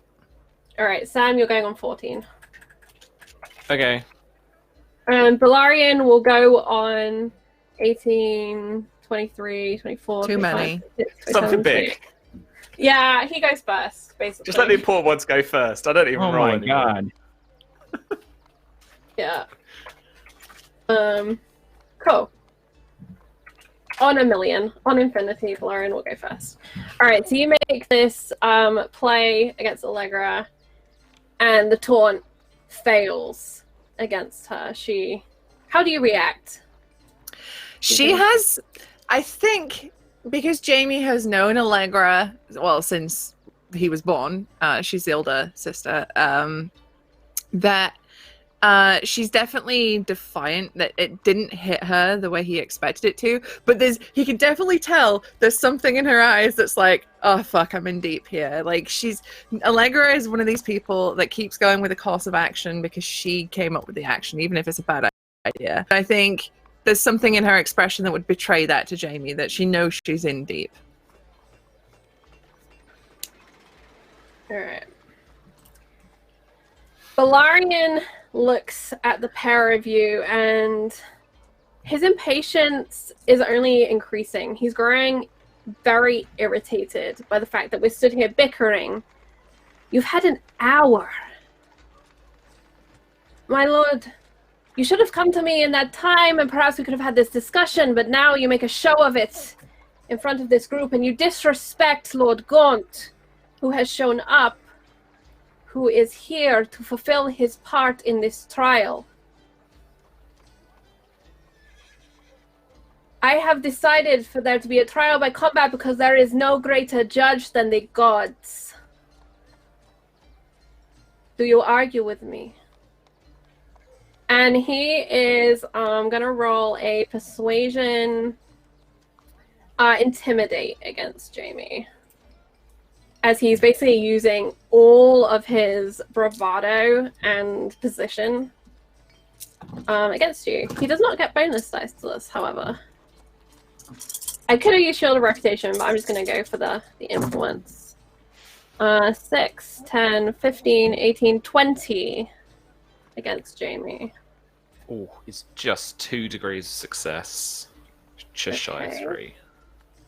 And on Insight, is that based on will again? Sorry, Sight. Intimidate. Intimidate is sorry. based on will, yeah.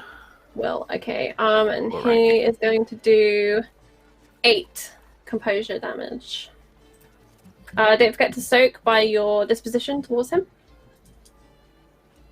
Okay. Alright, and that is his turn. As he asks you if you are arguing with him. And Tom, you are next if you would like to go. If not, it'll pass to Sam. At this moment, as they were coming back, Wendell was putting on his gambeson padded armor and wincing as he put his right arm through the gambeson and was doing up. And he kind of nurses his right arm and kind of flexes his fist. And then kind of heads over. And when he says about the gods and how Wendell approached, he nods it in respect. But he's not doing anything. He's going to take this time to consider.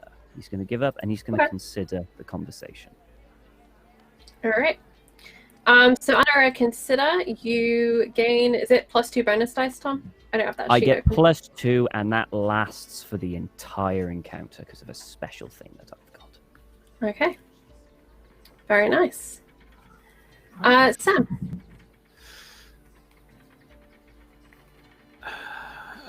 No, my lord, I am not arguing with the gods. It would be rather ill-fortunate to do so. And rather a one-sided conversation, I feel. Simply that perhaps we have all been too rash here. I do not see how the evidence presented at court of the letters shows a direct correlation with the poisoning that Famine's Hold suffered. I simply ask that we wait and we ask his lord, Lord Aster Tremaine, to present any case that he would, and that Lady Dorsey here return home, perhaps.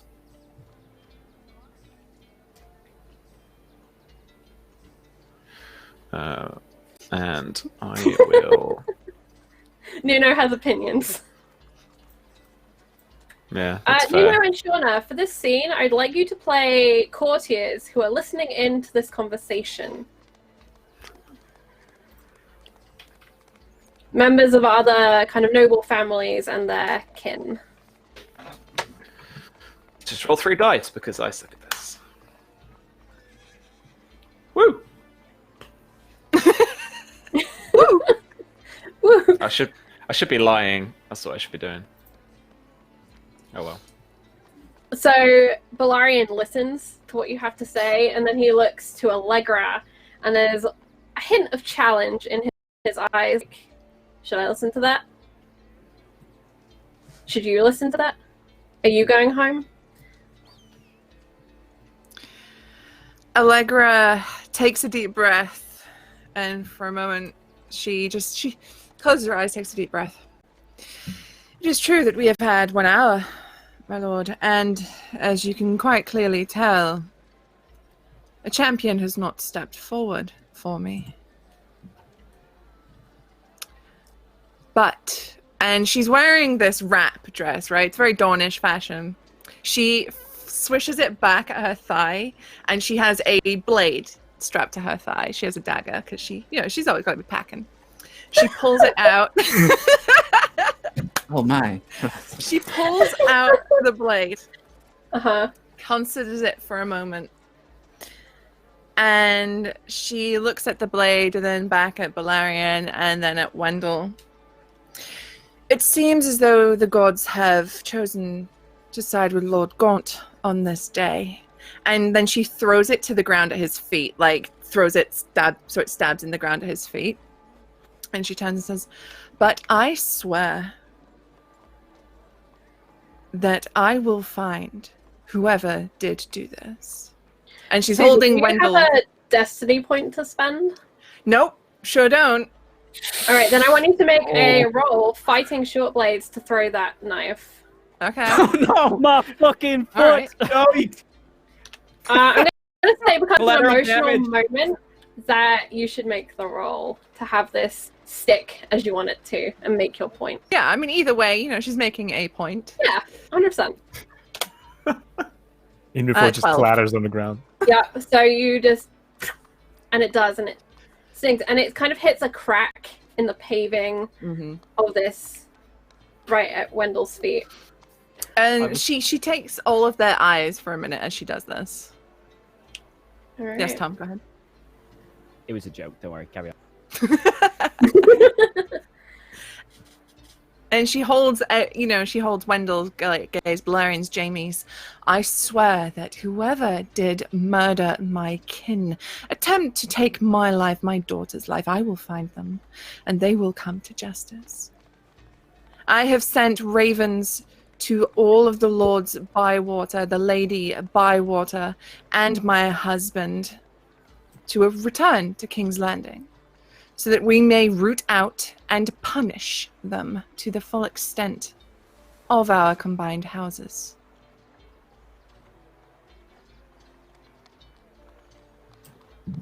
Valerian seems difficult to read as he looks to the dagger, to you, to Wendell and Jaime, to his courtiers, and he's waiting to see what Wendell has to say. Wendell will look at the dagger and then pick it up. And he will hand it to one of his servants or courtiers to take. And will turn. It seems that the gods have answered, and that true justice will serve today. My lady, we had nothing to do with the poisoning, but we will get to the bottom of this. This I swear to you two. And I will find my betrothed and ensure that she is safe. Apologies, my lord, that she has wasted your time and all of ours.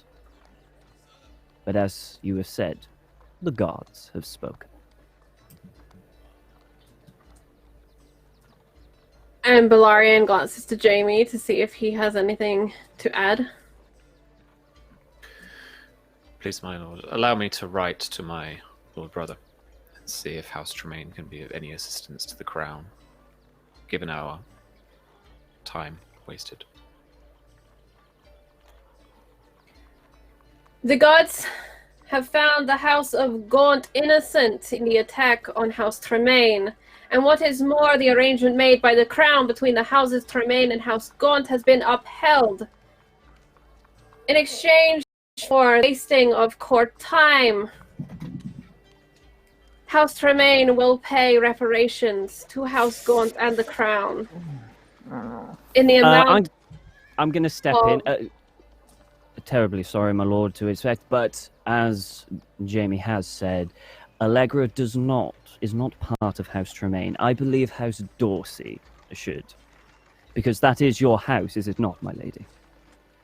That is correct, my lord. And I am reminded, of course, that the gods made this ruling, so it will be between House Gaunt, the crown, and the gods that a fine of 200 gold dragons will be paid by House Dorsey. You are just, my lord. And what's more, the crown will offer a reward of 200 gold dragons to the man that brings me, the perpetrator of the crimes, on the night of the feast at House Tremaine. Let us return to the Red Keep and enjoy some wine and get out of this weather. Indeed. The night is dark and full of terrors. Wendell's going to look at Jaime and go... and look at the scepter and kind of... All right. Jaime gives you a little kind of... I was about to say, talk to me later, talk to me later eyes, but no. Okay. Like, yeah. Like, he... yeah, no. Wait, top man, where is it? Head shake, wink. Yeah. No. Yeah, he does. He's he's saying that, kind of mumbling it under his breath. So as Wendell looks at him, he gives him a look of kind of, let's chat later. And Allegra is going to breeze past Gaunt and say, "Pardon me, my lord, but I'm sure we'll be seeing much more of each other. I have a debt to pay." Of course, my lady, and of course, your sister will be joining our family. Enjoy. Pleasant evening. Safe travels. She just storms off. And Danella, I just rolled for this, and Danella, she goes to react to follow you, but she's too slow. And she gets caught the other side of all these men from you, and she kind of stands there not certain what to do, because you've made your exit, and she missed the boat on following. And she's now stood there, hands held in front of her, looking at the ground, not sure what to do with herself. I will offer my arm to her, and I will say, "My lady." And she'll give you a polite nod of thanks and take your arm. All is well that ends well, and there will be no blood in King's Landing tonight. Let us all rest safe and well with the gods watching over us. Valarian makes a show and then does what he can to entertain the people who would come down to watch, making jokes, offering, come and have some wine, we'll have a good time at the Red Keep. What a silly show this all was. And he makes a joke about what he'll do with the Dorsey Gold. Oh, grim. Wendell would like to, before we all head back, but maybe as we're walking up to the thing, because Wendell's going to the party, it would be impolite not to. And he'll go next to Jaime. And I'm glad that the gods saw fit to see true tonight. It would have been a shame, and the blood would be spilt unnecessarily. Yes. The mother showed us mercy tonight. That she did. I plan to return to House Gaunt tomorrow on the morn to search for Tala. I would be grateful if you were to join me, Sir Jaime. I would, my lord. I wonder if there might be some more information I can find here. But perhaps you can go with me in a different way. Perhaps I could offer you this. I was speaking to a knight not long ago, this afternoon. Spoke of a man who was recruiting for the delivery of the poison to our holdfast. Had a scar running down his face, straight down one side. And used that affectation the Red Priests are so pleased with themselves with. Yes. The night is dark and full of terrors. Seems the man was not a Red Priest as such as he'd taken it for a mantle for himself. I am not sure House Tremaine was the real target of this. I believe a guest in our house was, and it was just unfortunate that someone cast their net far too wide to be as direct as they would like. Sloppy work, or perhaps just making sure, I don't know. But if you were ask around your holdfast for such a recruiter with a scar running down, straight down one side of his face, perhaps then we'll be one step closer. I shall, Jaime. Do you have any idea who the target was?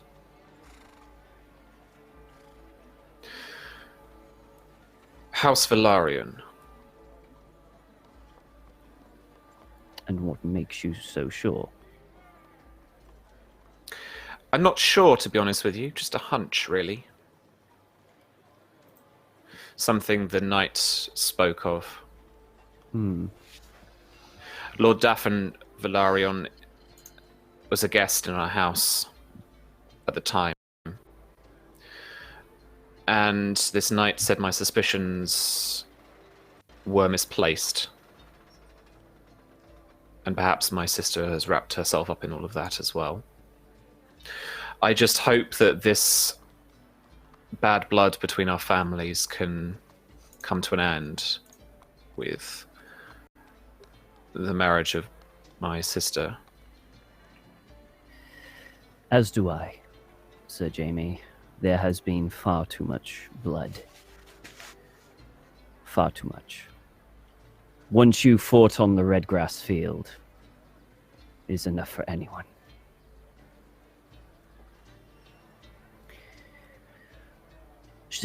Shall we go to the festivities? Yes, I could do with a cup. And he'll look down to... Cause is little thingy still with you? Danella. Yeah. Yeah. And should we get a mug of wine for you, my lady?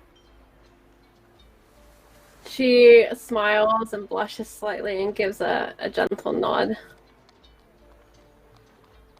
Well then, the gods have been good today. Let us celebrate.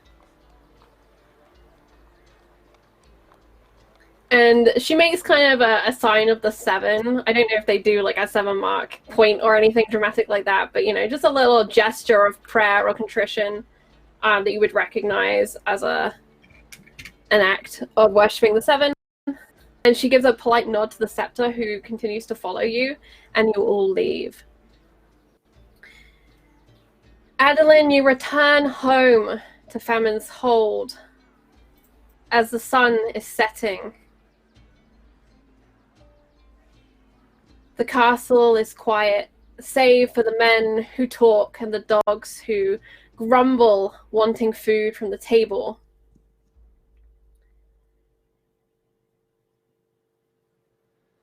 Asta, you are in the feasting hall. A number of people have come to you today with reports about the town.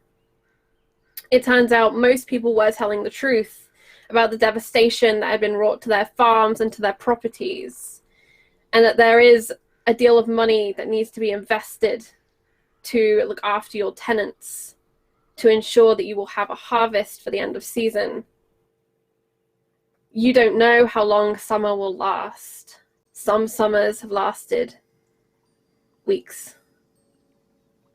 Some have lasted months, and very, very few have lasted years. But it's always a risk. And it plays on your mind the idea of the curse upon your house. And as you're contemplating all of this, Adeline does return. And Shauna, where does Adeline go? Alan just goes. She's gonna just walk straight as she can to find out where Aster is. A slight limp just because that's shot in the thigh.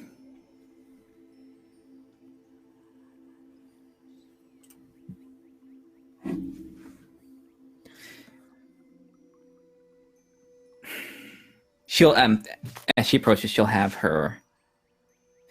She has taken off the sword belt and part of her mantle and just throws it on the table in front of him.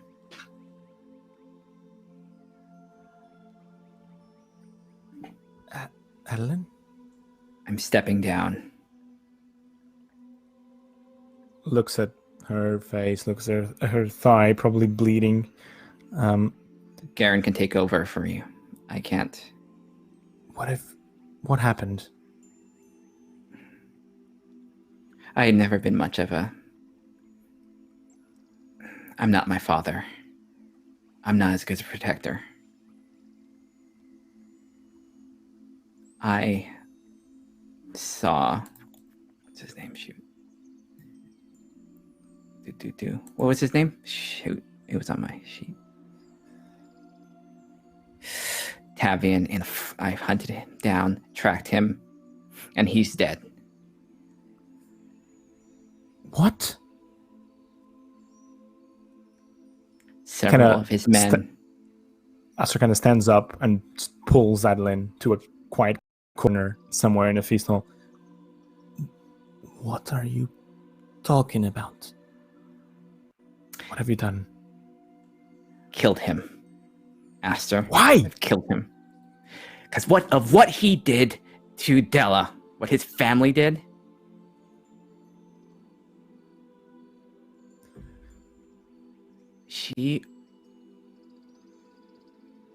She was their blood and what they did to her.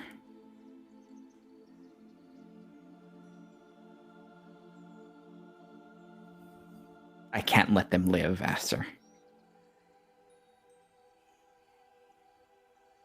I cannot believe this. After the trust I've put in you. After everything we've been through.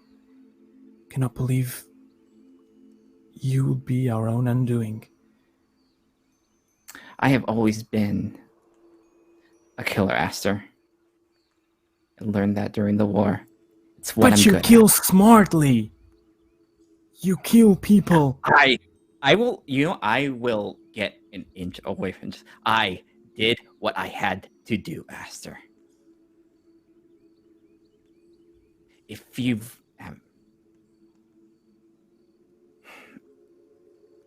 never gone through this, and I hope you never do. This is something that needs to be solved with blood. It's been a long time coming from Della, from the Keep, what they did to me, and what they've been to our family. You don't get to tell me that I haven't gone through loss. Not you, not anyone. Come here. And just continue holding on her arm. Just move towards the exit to the hall, away from everyone in the feast hall. Close the door behind us. I assume there's like 2 guards stationed at the door or something due to recent events. I would make sure that. If you're asking me to understand why you've done this, and telling me that you had no choice, then you're gonna forgive I had me. a choice, and I did it. And I will do it again. In that case, by doing that choice, you left me with no choice. Guards, please escort Lady Adeline to her chamber, so make sure she doesn't leave. Okay. And we see the guards begin to move towards Adeline to escort her. Adeline, do you defy the guards? Yes. You Okay. will stand down. I've hired you. This is between me and them. I disavowed my house. Let me go. How do the guards react? All right, the way I'm going to do this is, Nuno, I'd like you to make a status command roll. Mm-hmm. You can add breeding dice onto this. And Shauna, I'd like you to make a persuasion command roll. Damn. Okay, I'm going to use my bonus dice on this. Okay. So that's a +1 test dice, just to be clear for the Okay. one. Let me just check command. It's a 15 It's under for Aster. warfare. Yep. Yep. Let me just double check. Make sure I'm doing everything right. Command. Just the bonus dice for command? Yes. And persuasion as your skill.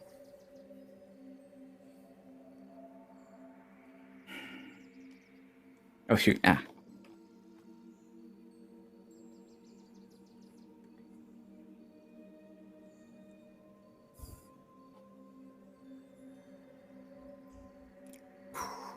All right. Oof. The guards look between you, and then they look to Asta for a final decision. Now. Can I do something rash? Tell me what it is. I pull my bow on him. All right. That is where we're going to end today's session, because I think we're going to have to resolve that next week as you reach for your boat, flanked on either side by guards. I would like to do a very quick post-reel credits scene. Allegra, you return to the Golden Dragon, and you find a note for you. This is much later in the evening. You've had time to do other things, which we can discuss off screen. Mm-hmm. And the note is from Sir Lucan, and it says, "I am sorry, Lady Dorsey. I was ordered not to." It's a very short note. And Jaime, as you return to your lodgings, you too have a note with the seal of a raven. And inside it says, "Your sister is with Dark Sisters. They plan to use her for dark means. Meet me tomorrow." And you would recognize that this seal is from a certain gentleman that you admire rather greatly. Your uncle. Half uncle? I'm not sure how it works. It's a very Brother. complicated family tree. Brother? Half, Yeah, half brother. Half Yeah, brother. brother. Yeah, your half brother. That's right. Your half brother. Nice. Mm-mm. So that is what you have. And Tom, where does Wendell go, and what does Wendell do? Wendell goes to that evening goes to have feast in the Red Keep, as he does, and then once he's had a bit, he'd normally have one glass of wine, and then that's it. And then he will return to his quarters to pray, and then go to sleep. And in the morning, will then ride to House Gaunt Okay. to search for Tala. And Danella, in her sleep, murmurs two words, Allegra. The first words you have ever heard from her mouth. How many? No! Let's go around and say hello, goodbye to our dear friends. I know that Shauna and Nuno have obligations later tonight. So let's go clockwise as we normally do. This time all that way around because we're all reversed. Shauna, how are you doing? Where can we find you and all of that good stuff? I'm fine. This is a mess. I don't know how much of a mess it is. Oh. Yep. I wasn't. When we started this, I wasn't sure if any of that stuff was going to come out. Yeah. It's a right mess. But yep. Wonderful time. Yeah. Shauna Flying Cirrus on Twitter. Where I do artwork like the ones on stream, as well as the games I play throughout the week. And for special games this week, it's going to be I'm going to be playing The Witcher on Chromatic Chimera on Saturday morning for CouchCon, which for Doctors Without Borders. We're going to try to raise money, and excited for that. And I just can't wait till figure out where the hell this goes. Thanks very much for the bonus dice as well. Yes, thank you so much to chat for those donations, Architect Origins, James, and thank you so much to Godfather Wraith for that resub as well. Tom, how you doing, friend? I'm okay. That was fun. That was a lot of fun. Kind of sitting on the side. It's nice to be playing, but not like a player. You know what I mean? Because all the disasters, you're just like, yeah, man, just sit back, chill. This is great. It's like a front row seat to a disaster show. It's great. I think Wendell did all right, actually. I think he made some pretty big moves there. I think, got an ally in Jaime. A final question for you before we hand over your guest seat to a new guest at some point soon. You have one little blue dice and one little red dice. Would you like to distribute amongst our beautiful cast here today? Ooh, that's cruel. Think very carefully, Tom. I know. I can see you. Think of your in character pals, Tom. Yeah, I am going to give, because this would make sense. I am going to give the crit to Jaime because it makes sense. He's working with him. And I am going to put the failure to Adeline because she is angered the gods by killing people mercilessly. Sorry, sorry, I'm so sorry, Right. Shauna. I killed. It's fair. I killed his brother. You killed a lot of people, a lot of gaunts. I added it up, and I think you killed like 7 people today. Fucking ridiculous. It was a Gods. rampage. I am the. You don't need the gods. Like I'm basically the stranger right now. So hey, Yeah, you're like the stranger incarnate. aren't you? Just- someone's gonna be on the road soon. So Shit. I don't know. I would also like to put forward that I am not going to be playing Wendell when Adeline is playing again, because I don't want to be on the end of that. So, Charlie, that's all yours. Thanks, friend. Where can we find you next? Oh, right, yeah. I do stuff, kind of. Yeah, so on Wednesday, 7 p.m., I'm going to be on Zweihander for our 2-part special with the lovely Susanna Grace, who is a DM in it. It's going to be ridiculous. It's going to be great. You won't want to miss it. I'm also on the sister campaign on Thursdays after the fire at 8 p.m. GMT on Follow Black Cats. So you want to check that out too. And Nuno, head of house. How you doing, friend? What happened? What was this game? What even was this? I don't know what to think. Wow, Shauna, what? yeah, she's a mess. Yeah, no. She's always been a mess. I will say that. Fair enough. No, this was nice. It was nice. Finally, Astra had moments, and every single other focus of action was like chaos incarnate.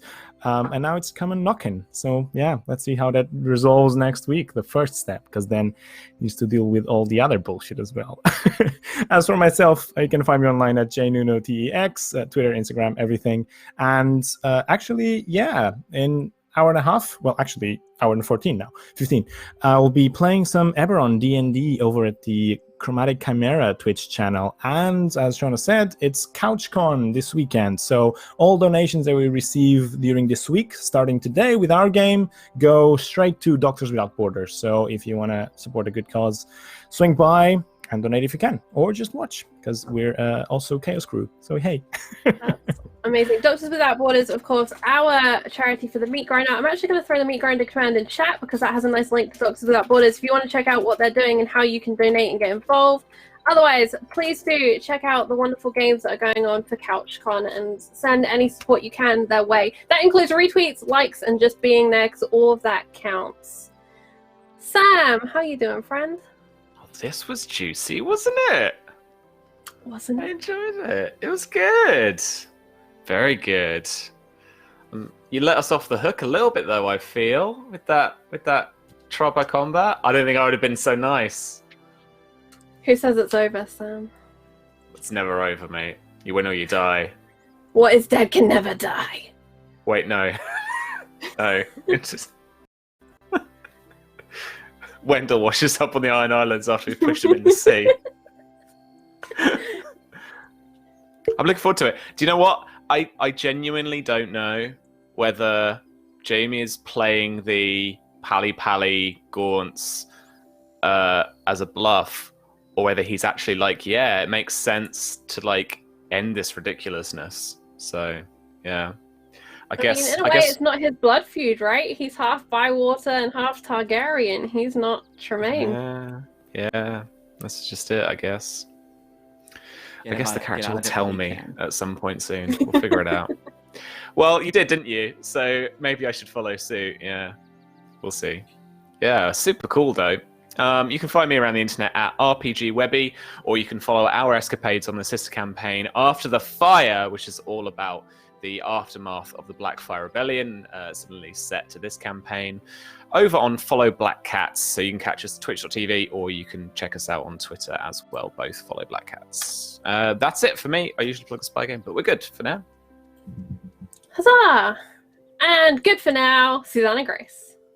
Oh, it is not over, my friends. As I said, Allegra has a debt to pay, and she will pay it in full and stabby at Wendell Gaunt's face, because that bitch just made it personal with his little smug. He's dead. He's done.